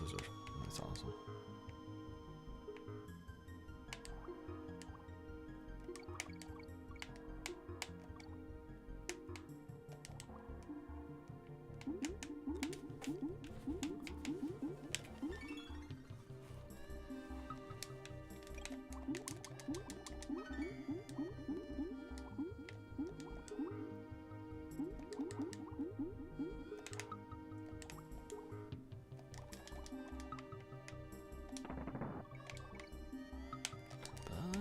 Boom, bum, bum.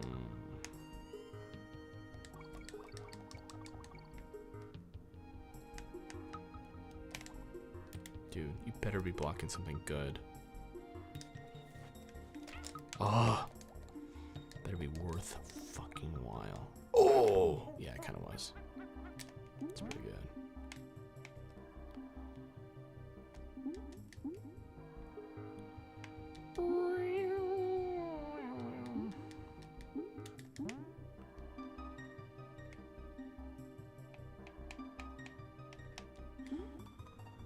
Oh, God.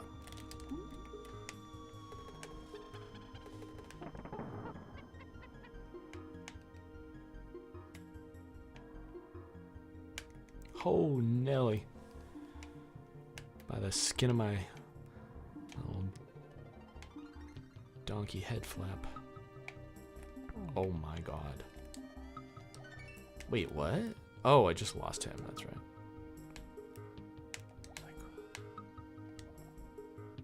Still alive. Okay, never mind. Take all that back. Oh, that sucked. I got stuck.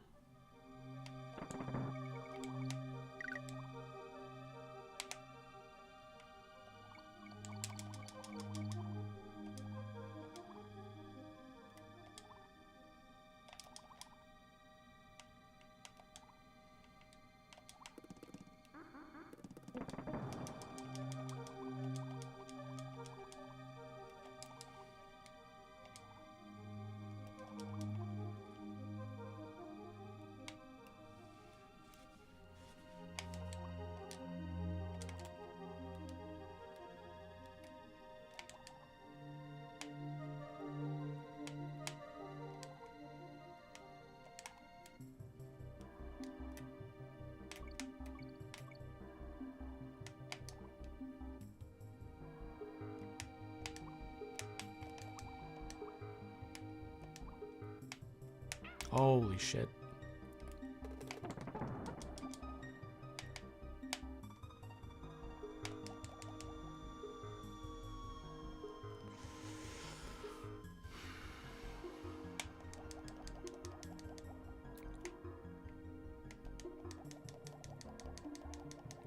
Okay, yep. Thought I was about to get my ass slapped. I still might. Could still happen. So like, oh my god, you have to be so careful. Jeez, it's not over yet? Oh my god. Oh, you gotta be butt fucking me.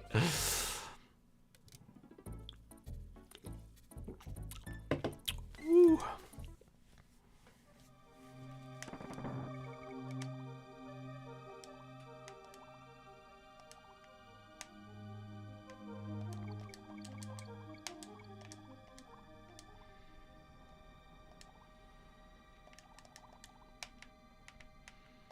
Oh my god, we're far. Jeez, that sucks. We're far back.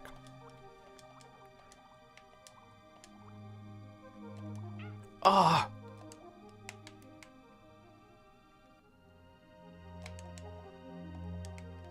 I'm not wearing my glasses.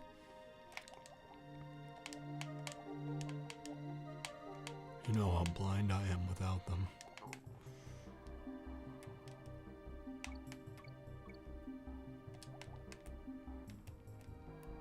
K-Box? Oh no, not yet. There you are, my boy. My boy.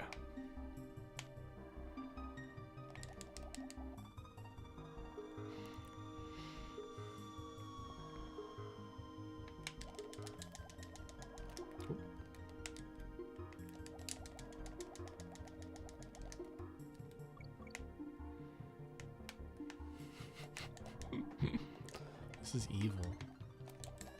Oh, no. No. Waste. Oh, my God.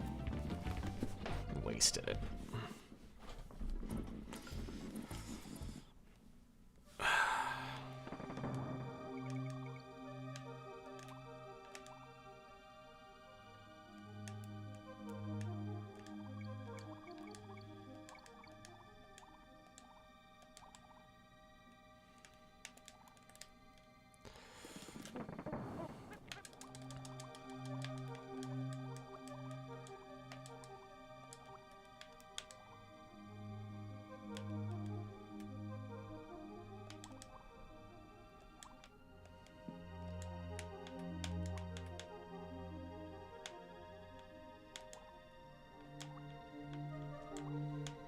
Can you imagine if... Oh, whoa! Can you imagine if Donkey Kong could also get hit, even when he was in the back? That would suck ass. No! I hate getting bonuses.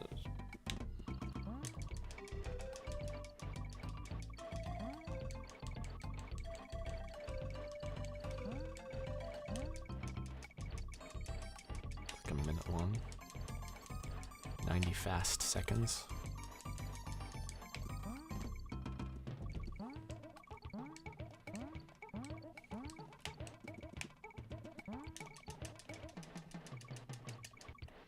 Is there like a big ostrich in this one? You know what I mean?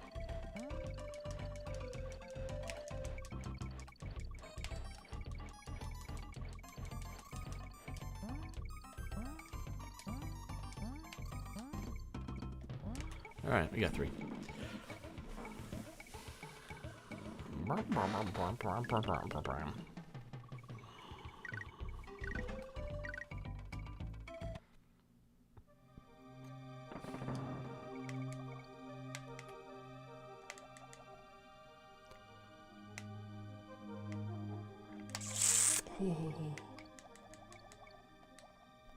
Did that set me back? Oh, that is some absolute horseshit. It sent me back. Like, quite a ways back, and the DK barrel isn't even there. Some bullshit, dude.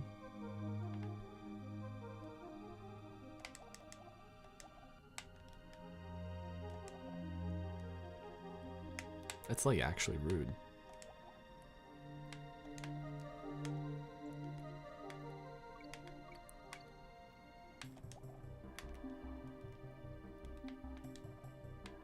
Oh, Nelly.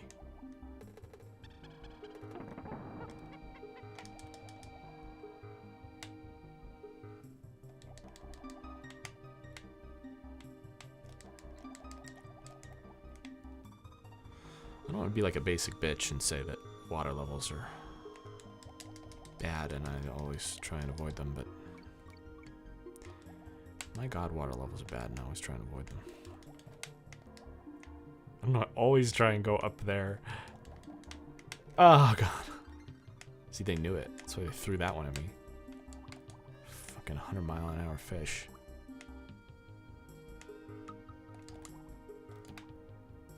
Okay, where do they think I'm gonna be? They think I'm gonna be hugging the top or the bottom. Oh, that's it. It's over. Oh, thank God in heaven. Oh. Oh yeah, I just realized this is like the factory level and we're swimming in toxic ooze. That's sick, dude. All right, take a quick break. Stand up.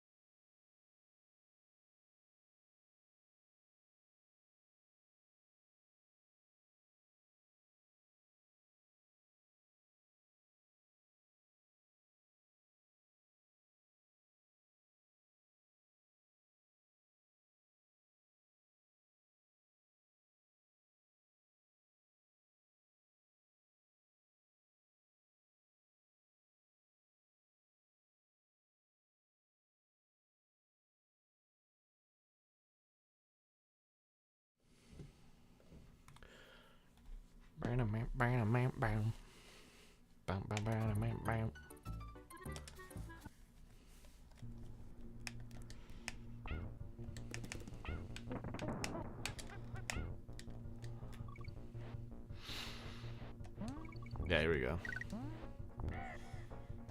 Whoa, no. Oh, no. This is where we jump out of the carts.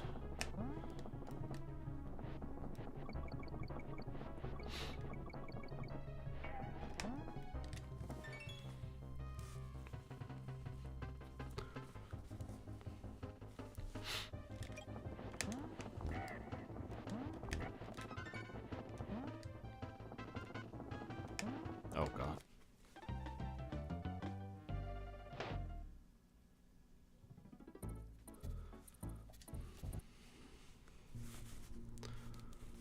I'm trying to get my headphones not falling off my face.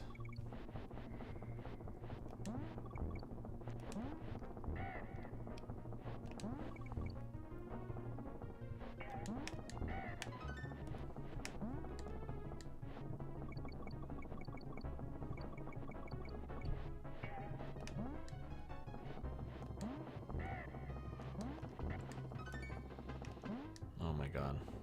Returns is so awesome, actually. It's like every enemy you jump on makes this like really satisfying sound. Just feels great. I cannot believe I just did that. I just jumped over the continue point.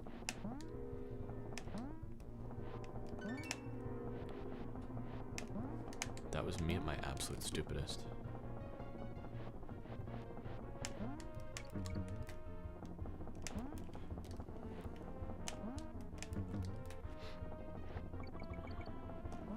Oh my god. What other outcome could there have been?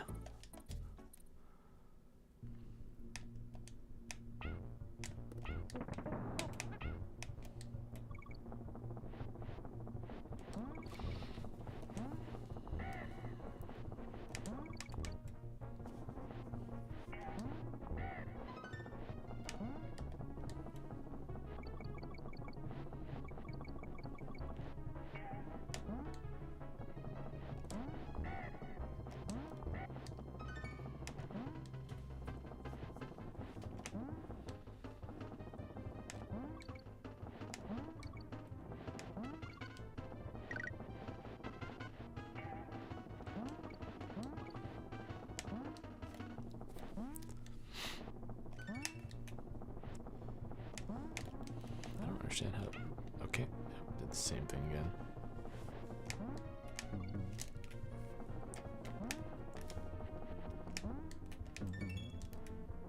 Cool.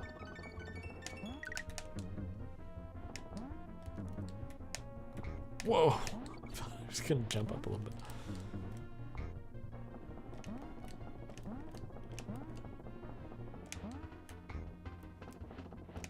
Oh my god, not worth it.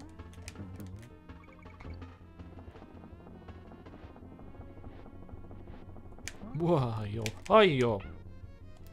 Dude! You have to be fucking me. That's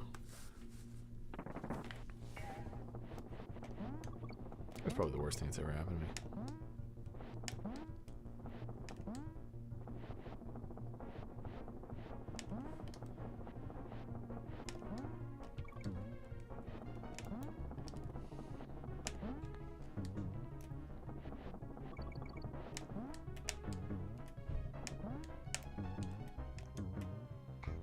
Could really use a ditty. Just saying. Little ditty.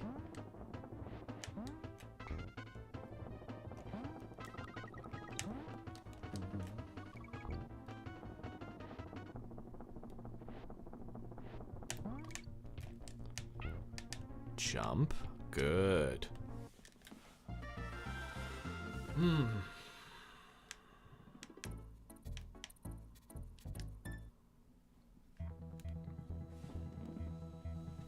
Oh no. No, not this. No. Oh no.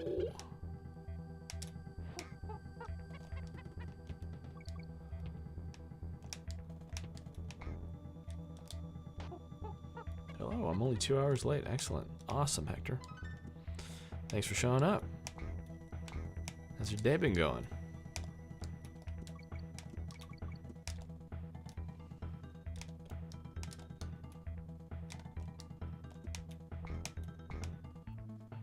Don't worry about being late. I'll just, you know, I'll just take it out of your pay.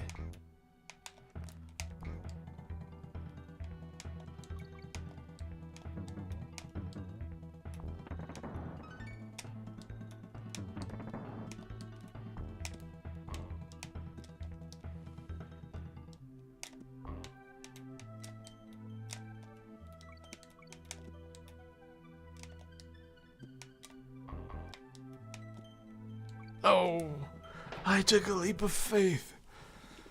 It didn't pay off.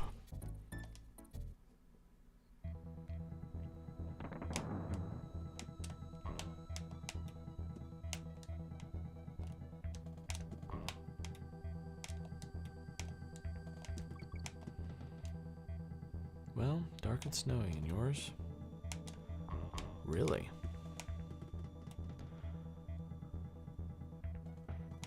Oh, come on. Definitely not dark and snowy. But, it's been good.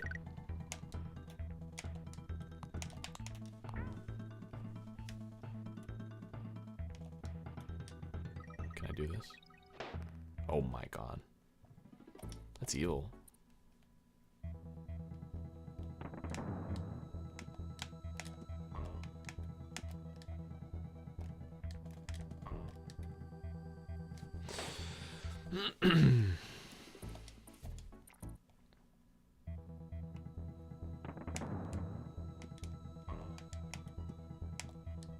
We were talking about earlier about favorite video games of all time and favorite movies of all time. You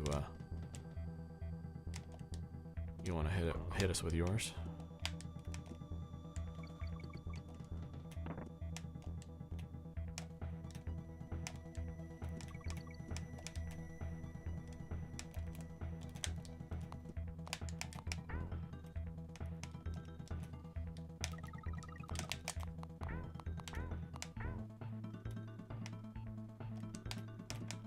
Oh, come now.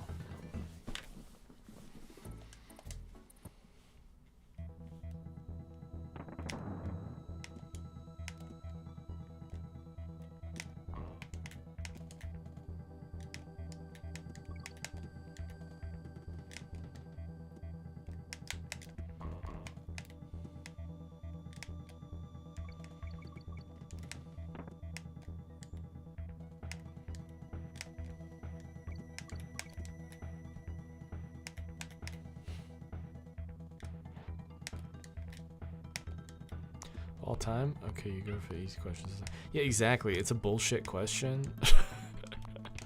And I love asking it because yeah, it's really hard to pick one.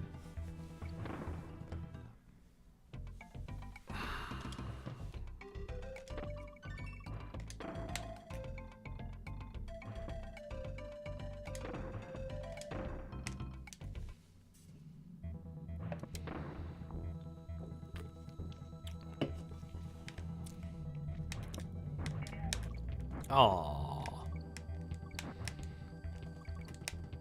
Nope. Oh my god. Where'd you fucks come from?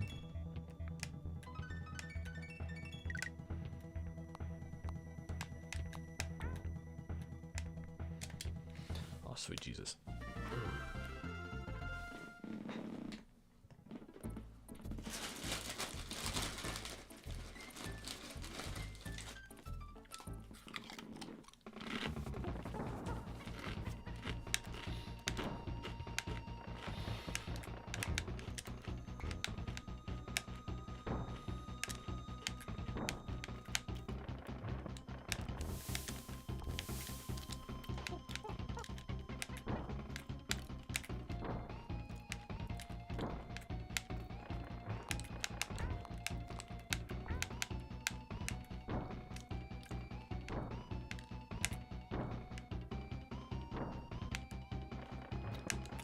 Oh, Lord.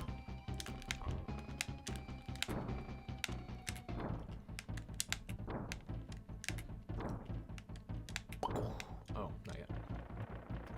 Whoa. That sucks. Oh, sucks. Okay. Woo.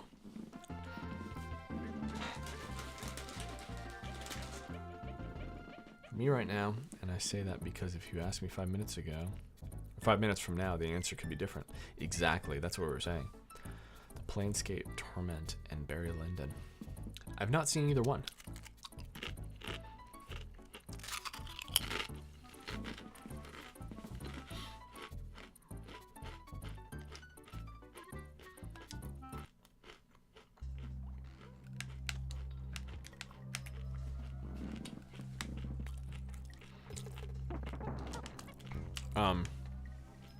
I haven't heard of Planescape Torment. What's that about?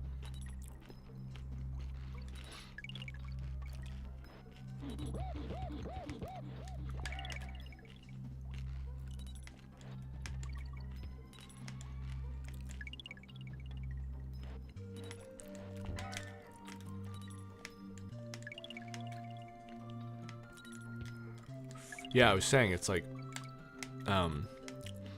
I almost feel like favorite game is easier to answer because I feel like our opinions on movies change much more rapidly. Yeah, like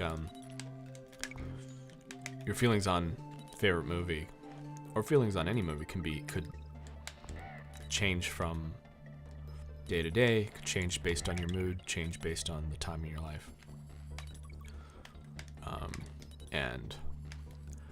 But a game, I just don't think our opinions change that rapidly about games.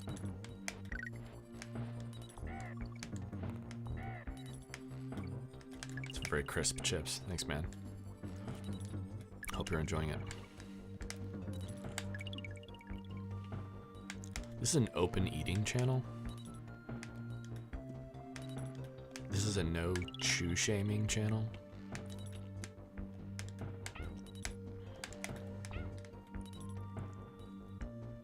I was saying that I kind of like listening to people eat. I know some people really fucking hate it.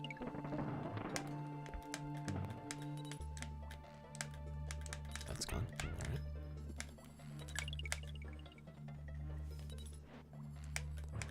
All right. Oh my god, that.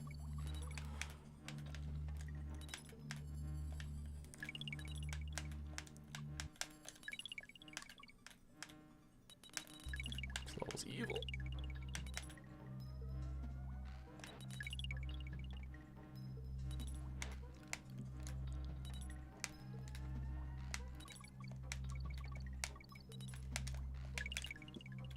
I'm afraid to jump in this.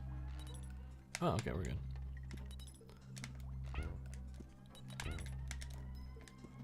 Sweet.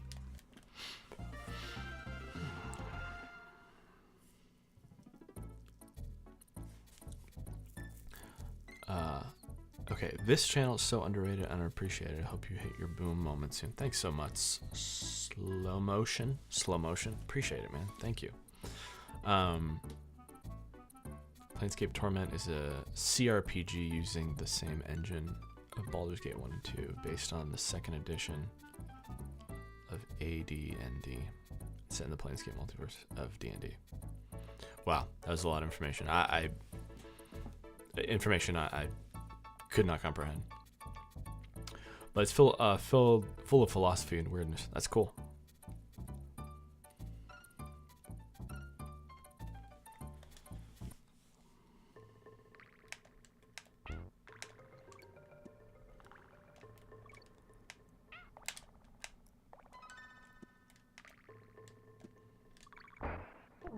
So it's D&D.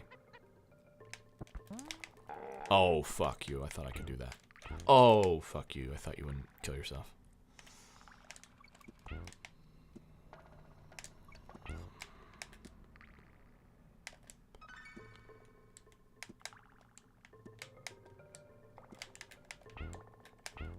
Oh.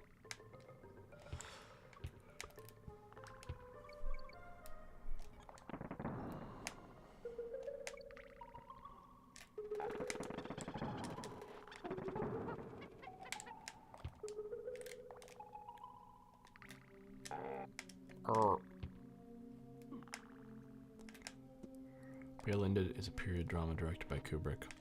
Yeah, it's definitely heard of that one, but yeah, not really that familiar with it.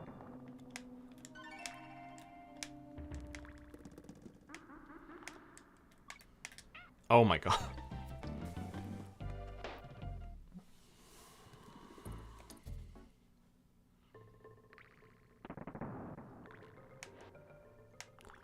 Yeah, Slow Motion, we're talking about favorite games and movies, if you weren't here. If you feel like divulging yours.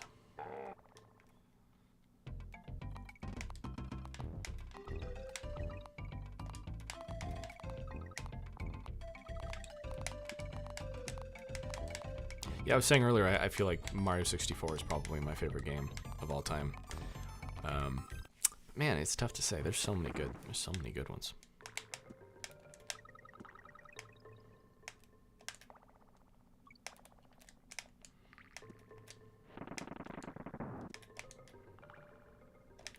Currently, my favorite movie is The Fifth Element. I don't know why I keep doing that.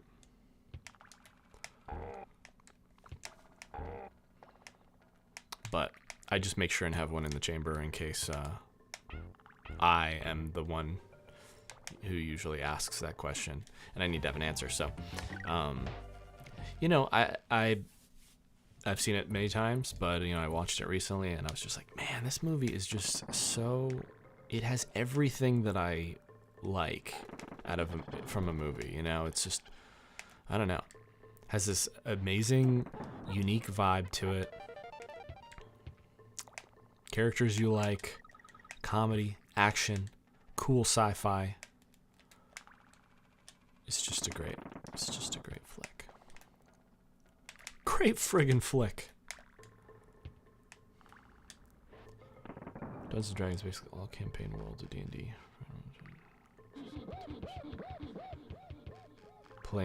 Planescape is the stuff in between. That's cool. How dare you laugh at me so? You bitch.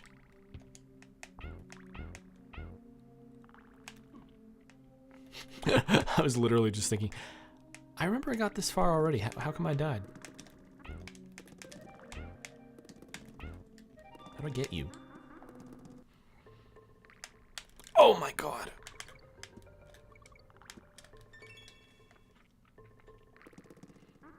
Hell yeah. Imaginative AF. Have you seen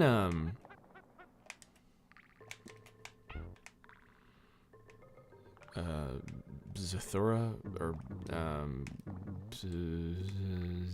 Xenotopia?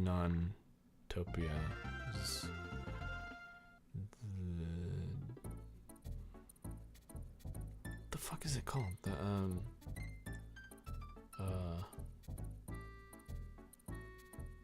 Valyrian. That's it. I knew it was like sounds like a Game of Thrones family. Yeah, have you seen that? And if so, what'd you think? I think I watched half of it. It wasn't grabbing me. Same director and everything.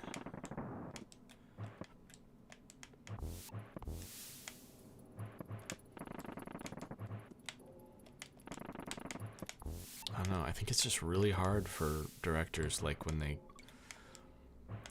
later in their careers. I don't know if it's because they get older, or they just, you know, movies like The Fifth Element are just lightning in a bottle. Or if it just, you know, as you become more successful, it becomes kind of, you become sort of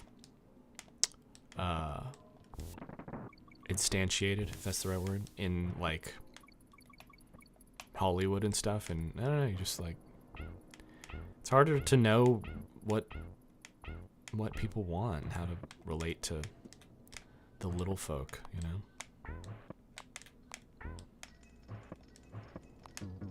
And also everything just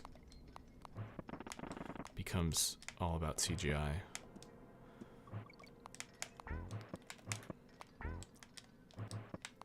For better or for worse, but it's worse. Oh, God. Suck one.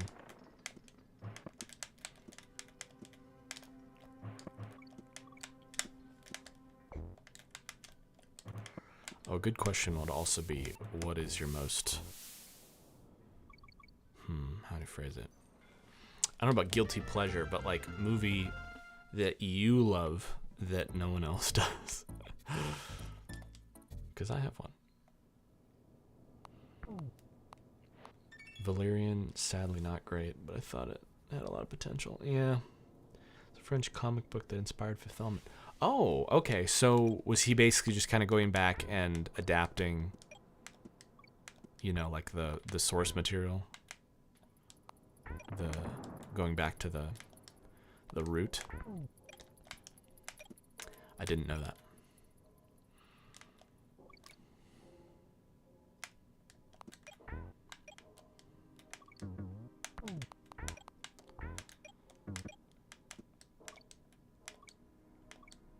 I'm assuming Fifth Element wasn't in itself,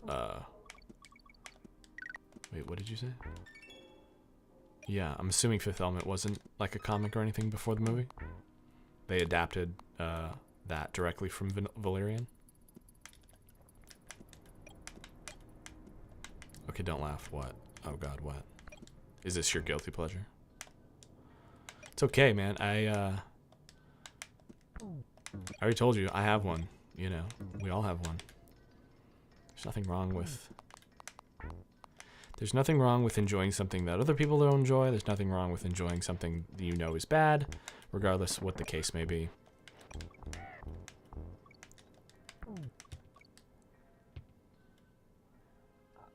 Mortal Kombat. Nice. That's awesome. I really want to watch that again. I haven't seen that in ages. I loved it as a kid. Part of the reason was because that was like I wasn't allowed to watch rated R movies, and so then I finally watched it at a friend's house, and I was like, "Oh yeah, baby! There's gore and swearing." I think there's swearing. Maybe not even. It's probably PG-13. I actually don't remember. Unless you mean the new Mortal Kombat.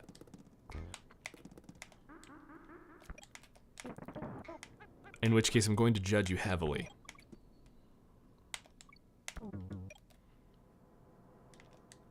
Just kidding.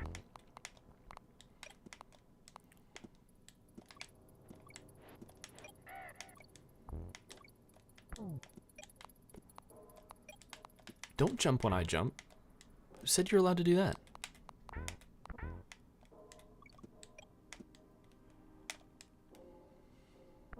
They should just make a sequel to the original Mortal Kombat. Fuck it. I mean, they already did in the 90s, but they should just do another one. Get the same actors back and everything. It's just Mortal Kombat 3. Ignore all the ones that came since then.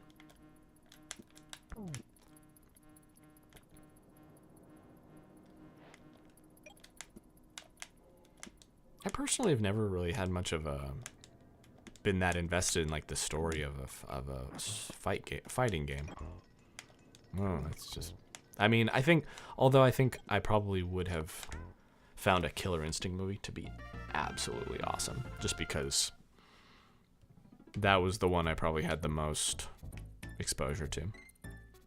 Fifth Element was a story that Luc Besson wrote when he was a teen, inspired by a lot of European sci-fi like Valerian, Nicopol, and Judge Dredd. Nice. Cool. I like that.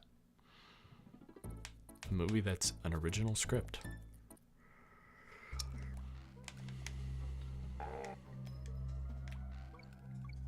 Talking about the 90s Mortal Kombat. Agree that movie needs a sequel. There's a video of 2 of the actors playing Mortal Kombat, and that's really funny. Oh, nice. I'll check that out.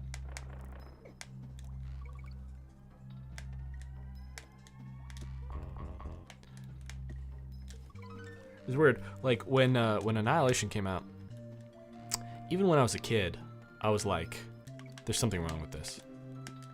I was like, I had kind of a nose for sniffing out like recasting and changing budgets and stuff. Like, you know, I always knew that the Disney, like straight to video Disney sequels, something was off about those because they were just like kind of phoned in. I don't think I could verbalize it, but I knew something was wrong. I think they replaced. I think they replaced more than even I was aware of at the time, but I think they replaced all but 2 of the actors in Annihilation. Liu Kang and what's her name? Jade or something. I think I thought they had the same actor playing Johnny Cage, but I was like, why'd you get the actor back? And then but it's a different guy. I guess he looks similar. I don't know.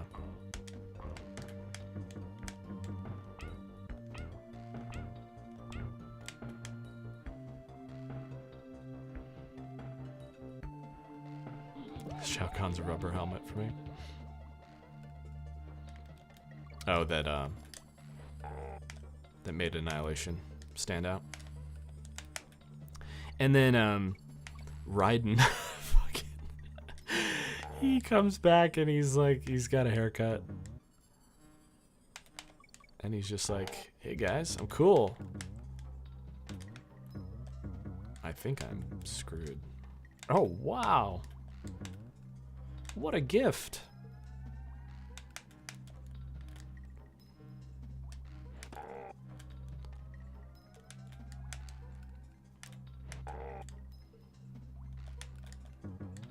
I gotta watch those again.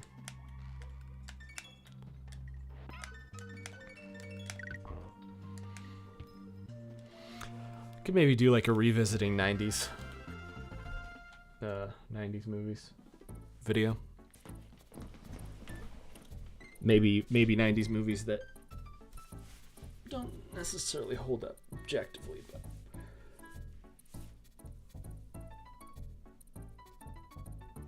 but James Remar doing low kicks was bad. Yeah. Is that Dexter's dad?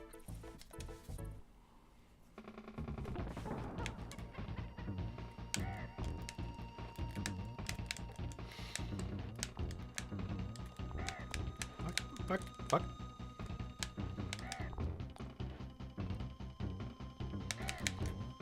Oh my god. I can get you. I can get him.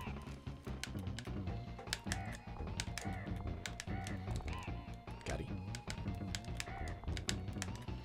Nobody wants me to wait until he's done throwing nuts at me. Oh, fuck. Section 31. Yeah, everyone's talking about Section 31. I didn't even know it existed until like yesterday or something. Is it it's a movie? I was watching Critical Drinkers video about it. And I know RLM has a video about it. I didn't even know anything about it.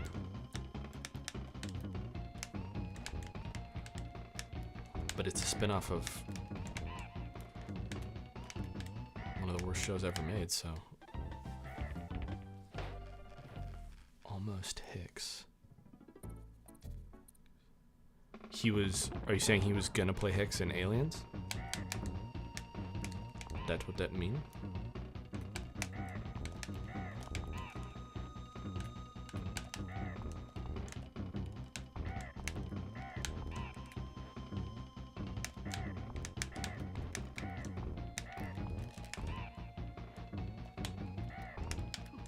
Yeah, I personally have no interest. Oh my god, this guy's more of a bitch than I remember.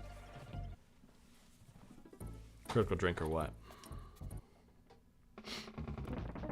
Is that bad? Oh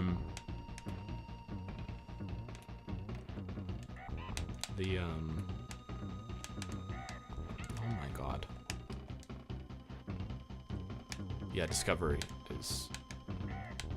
I hate Discovery.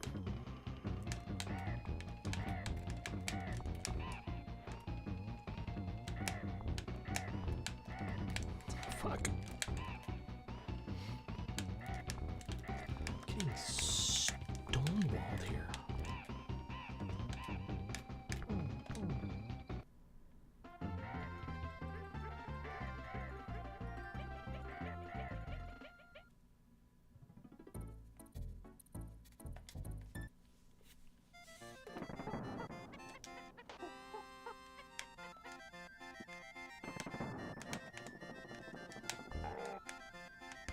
Whoa.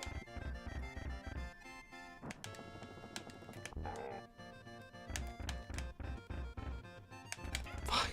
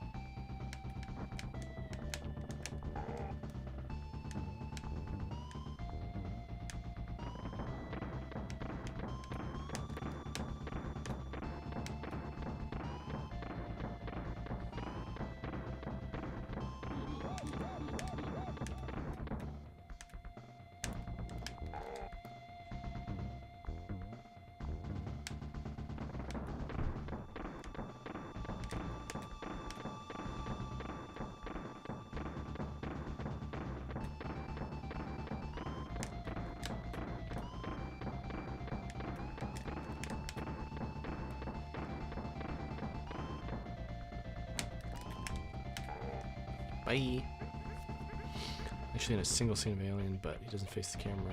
By that time, he was on a lot of drugs and apparently shot one of the prop guns without supervision, and they sacked him. Oh, wow. That's brutal.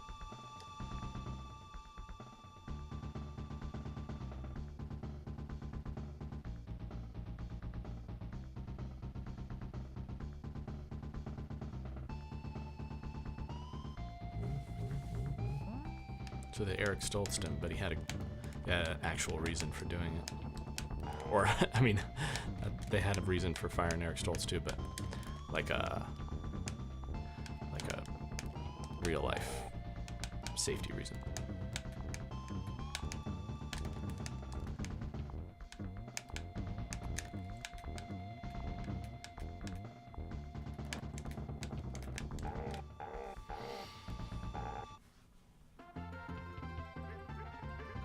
Cameron flew Bean last year because he has the same measures. Oh, last hour. Yeah. Well done, Donkey, my boy. Who'd have something? Who could have beaten that bunch of no-good gremlins? You made an old man proud. Go and look in your hoard. I think you'll be in for a surprise. If I had been playing, I'd have found everything. I'm sure there must be some bonus rooms you haven't found. Most of them, Daddy. Most of them, Daddy Kong.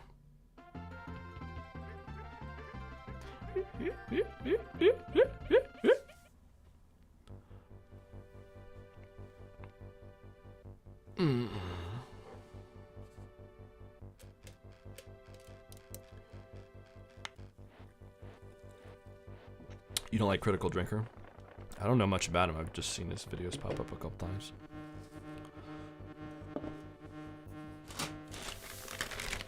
I think I've heard other people mention him more than I've seen his videos.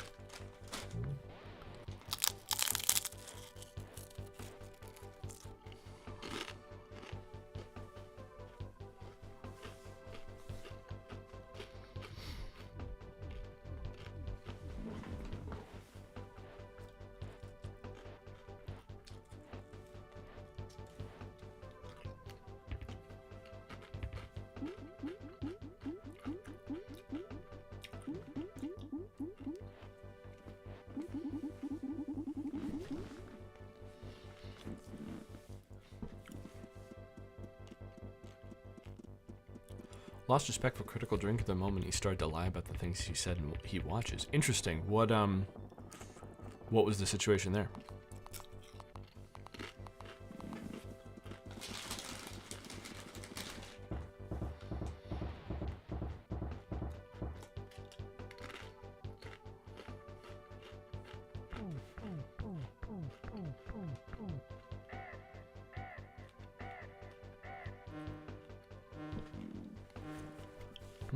Review of Glass Onion, something else.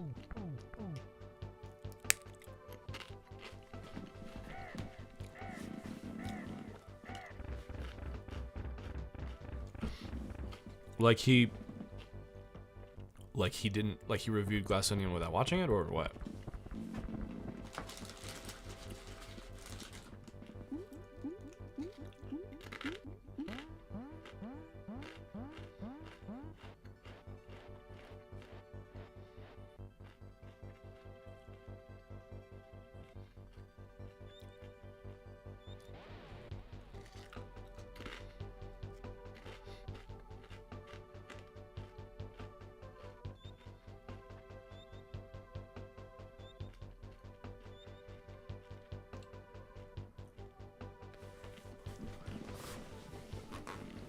Such a great scene.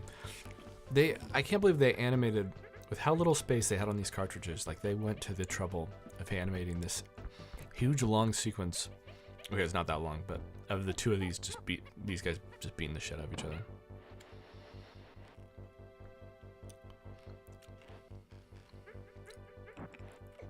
There's probably as many animations as there are in the entire game combined.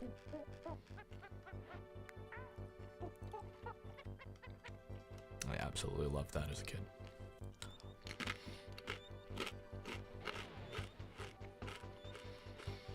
Yeah, sure you did, old man. Prove it.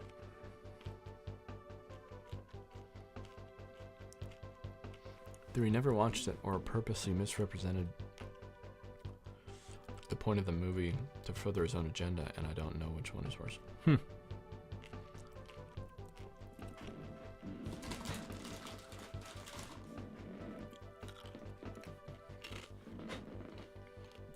don't know.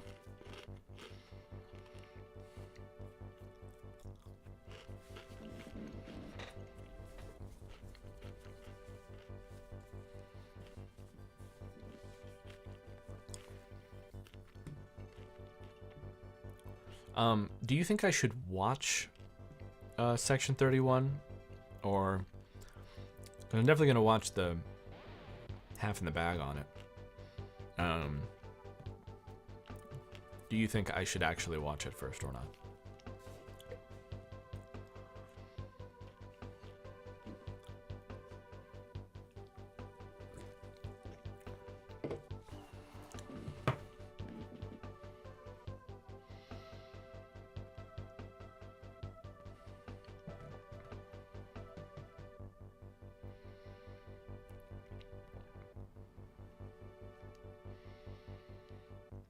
I also definitely think we could do Donkey Kong Country 2 in one stream, because it is a lot longer, but we did this in 3 hours.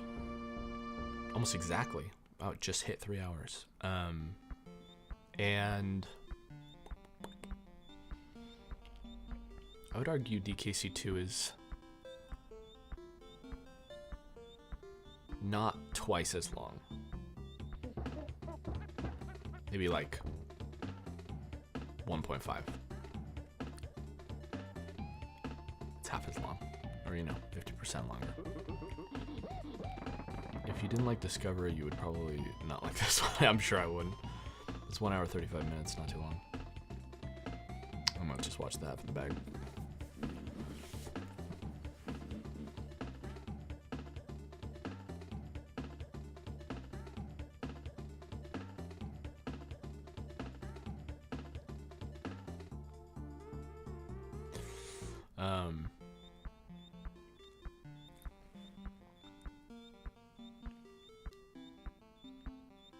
What was I gonna say?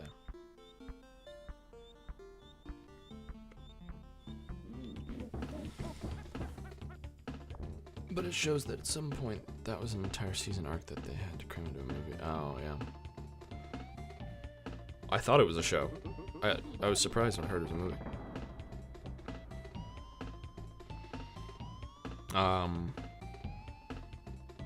Did you see Mufasa?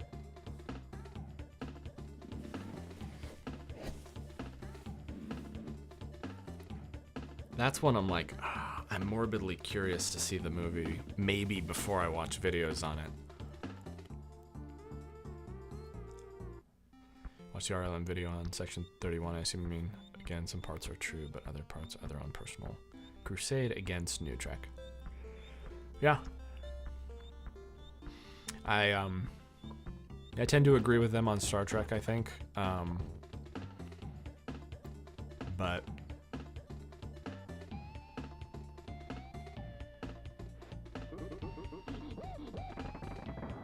I don't know. I think, we talked about this last week too. I don't think a action-based Star Trek story is a bad thing. It's just, like the Abrams ones, that's just a different thing. But I personally don't like what they've done with the shows, Strange New Worlds, is that what it's called? Strange New Worlds was pretty good. You didn't see Mufasa, but you saw Sonic 3. Surprisingly charming. Alright.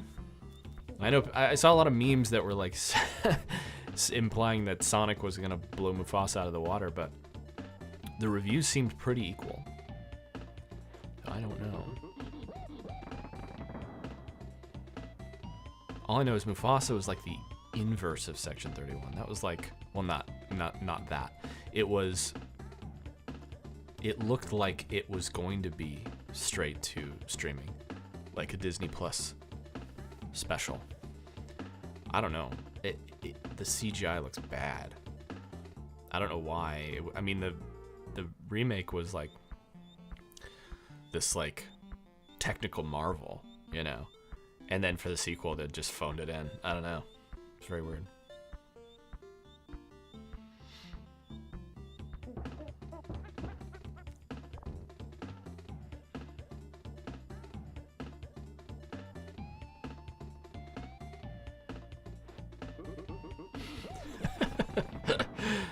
The only reason we didn't have action Star Trek movies in the 90s because the cast was too old and bloated. They tried.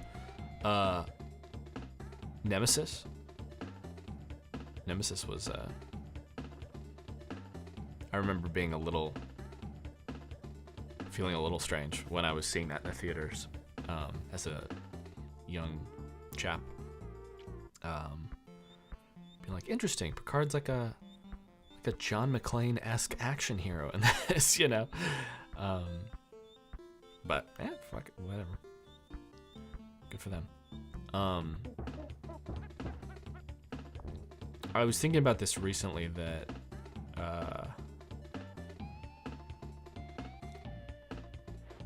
what I might recommend if someone wants to watch Next Gen is like watch the show. I would say personally maybe just First Contact. I don't know. I have real problems with Generations. I don't get much out of Insurrection or Nemesis. And then hated Picard less as each season went by. I didn't even finish 1. I didn't get very far in 1. It didn't interest me. 2 had some good stuff, but also some really terrible stuff. And 3 is not perfect, but you know, I think it's a decent resolution to the story. Let's see. Because in original series, there's plenty of action and combat. That's true. Yeah, less than TNG. It still has it. Yeah, I think TNG maybe kind of set a precedent for it to be a more philosophical type of show. And like you're saying, I mean, TOS probably would have had way more action if they had the budget. Undiscovered Country. Man, I watched all 6 of the originals. It's been a long time. Which one's Undiscovered Country? Is that 6?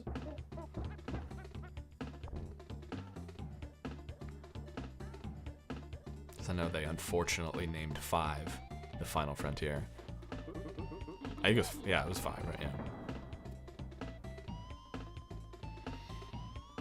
That's like naming Bad Boys 3, Bad Boys for Life.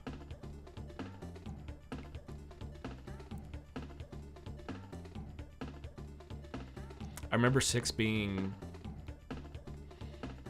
a little more grounded, you know, like Spock's solving like a mystery of a stolen shoe or something.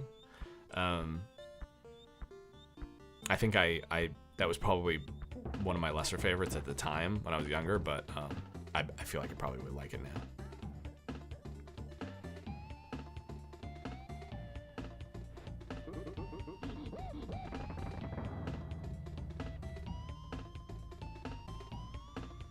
It'd be great if there was like some bonus levels or something I could play.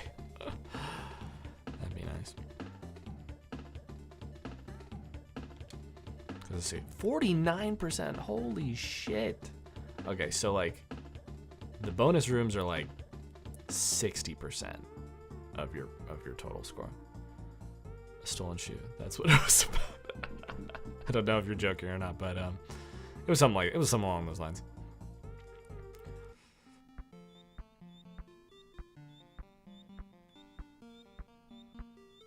But yeah, and that's I would say that's the big problem I have with Generations. Is it's like, you know, you have like, you know, Kirk has this big moment of like, you know, I knew I wasn't gonna die because I wasn't alone, and then it's like, well, then he just does die in Generations. He's not alone, and he's like, I don't know, it just. I don't know. You know me. I'm not into killing off characters just because it like serves the plot of that one movie, or you know, just because you need some drama in that scene or whatever. I don't know. It just I didn't like that as a send off for Kirk. I think it's just kind of bullshit. So, oh no. Oh, the big thing I didn't like though also is that they just kill off Picard's whole family off screen. Like, it's like, what the fuck? What? I don't know. That's just like, what was the point of that? What does that accomplish? You know, I could see if it you know leads him to go on to want to have kids of his own or something, you know. But it's like he didn't do any of that. He they just throw that in at the beginning of the movie. Almost like, well, there's characters that are still out there in the story, so better, you know, clean, you know, tie up loose ends and kill off everyone we've ever seen. I don't get it. Generations was a try and miss because a lot happens in that movie that you can't see the focus point. Yeah. Yeah, I think it could. Yeah, it's a very interesting idea. I think it was cool, very cool to cross over the two captains. I don't know. Almost seems like it's almost like Kirk was in the Nexus, and he was like, that was almost like an afterlife for him. He was in heaven already, and then Picard yanks him out, and then it's like, and he has this, you know, grisly death, and it's just like, and now he's, you know, buried in rocks in a desert. It's like, great. I'm so glad we revisited this character for this. You know, I could understand if maybe somehow they like ended it where he ended up back in the Nexus or something, like that was his ultimate fate. Like something like that could have worked. I don't know.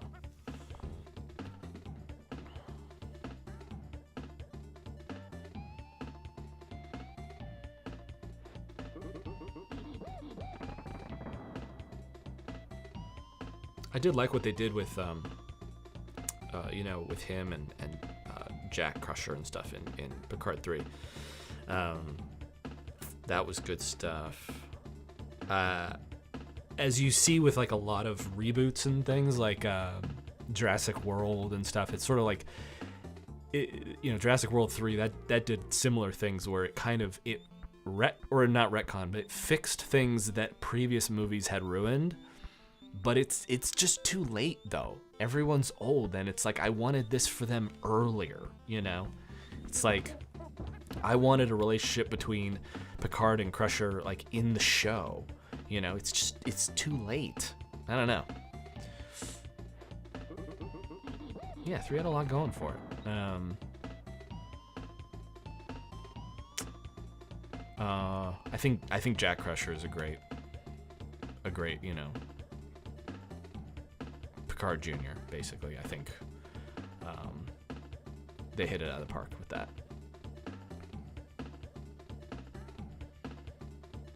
Season 2 is baffling. It to me, it was kind of like, I felt like season 2 was more interesting because you have this kind of like time travel thing going on, but my God, it didn't make any sense. I don't even know what the upshot was at the end. Not to mention, none of it transfers over. None of it carries over into season 3. Like, there's this whole thing with the Borg where, you know, he's like in a dream that the Borg blew them up, but then the Borg was trying to help, but then in season 3 they're like, oh my God, the Borg are gonna attack us. What the fuck happened to like the peace treaty with the Borg from season 2? Like none of that. Just completely ignore it. That's why I do feel like it's honestly best just to ignore seasons 1 and 2, I would say. That would be my recommendation, just plot-wise and quality-wise. Disco season 1 was generally good. Oh, Discovery season 2 is weird, and season 3 to 5 are actually okay. Lower Decks is amazing. Yeah.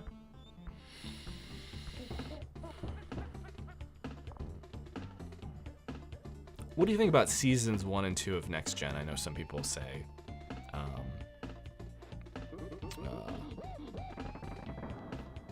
that you can skip those. I think I've seen them.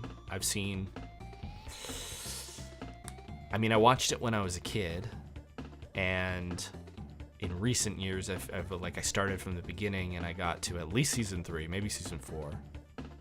Strange New World's pretty good. Yeah, I like it.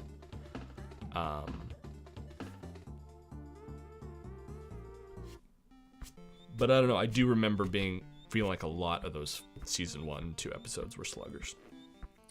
And by sluggers, I mean they were sluggish. I haven't seen Prodigy, but I keep hearing good things. What's Prodigy?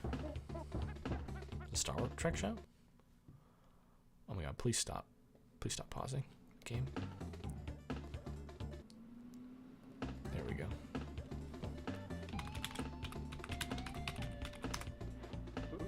I've never heard of this in my life. What is it? I'm looking at pictures.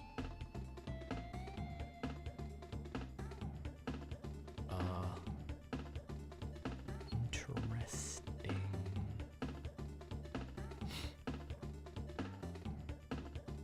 Animated, I think, right? Yeah. Oh, this is the one that has Janeway in it, right? Yeah.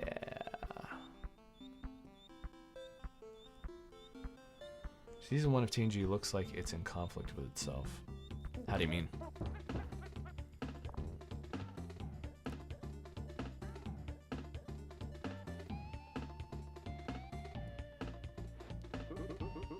Oh, sweet. Prodigy is not new? It's got Ella Purnell. Love her.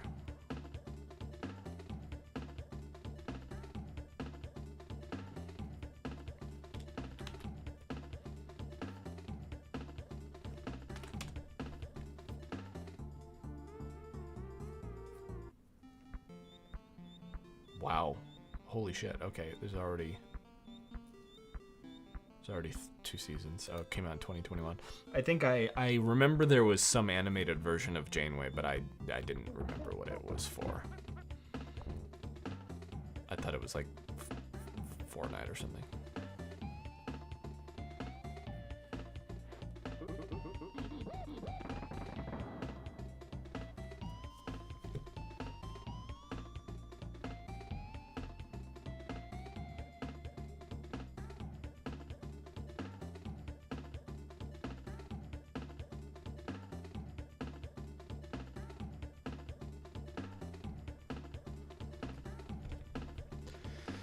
TNG season 1 has cool episodes, but also a lot of episodes that seem to be remnants of the 60s. Yeah, I could see that.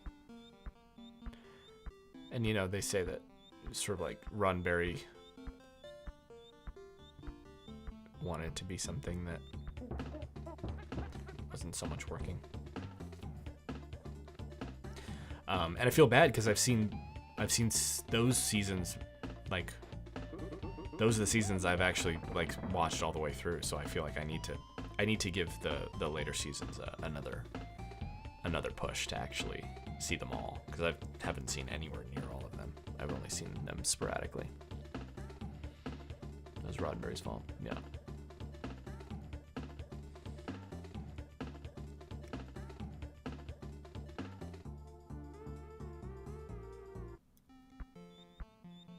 Alrighty, well. I think I'm going to call it there. Hector, good talking to you about Star Trek. Have a good day or evening. And I'll see you next time.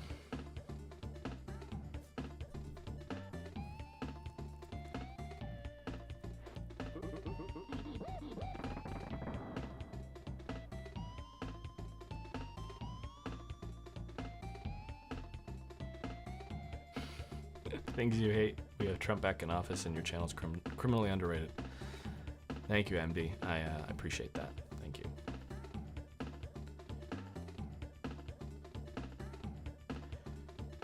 70% of new Trek is actually good. I don't understand the hate. Sam Weiss, have a good one.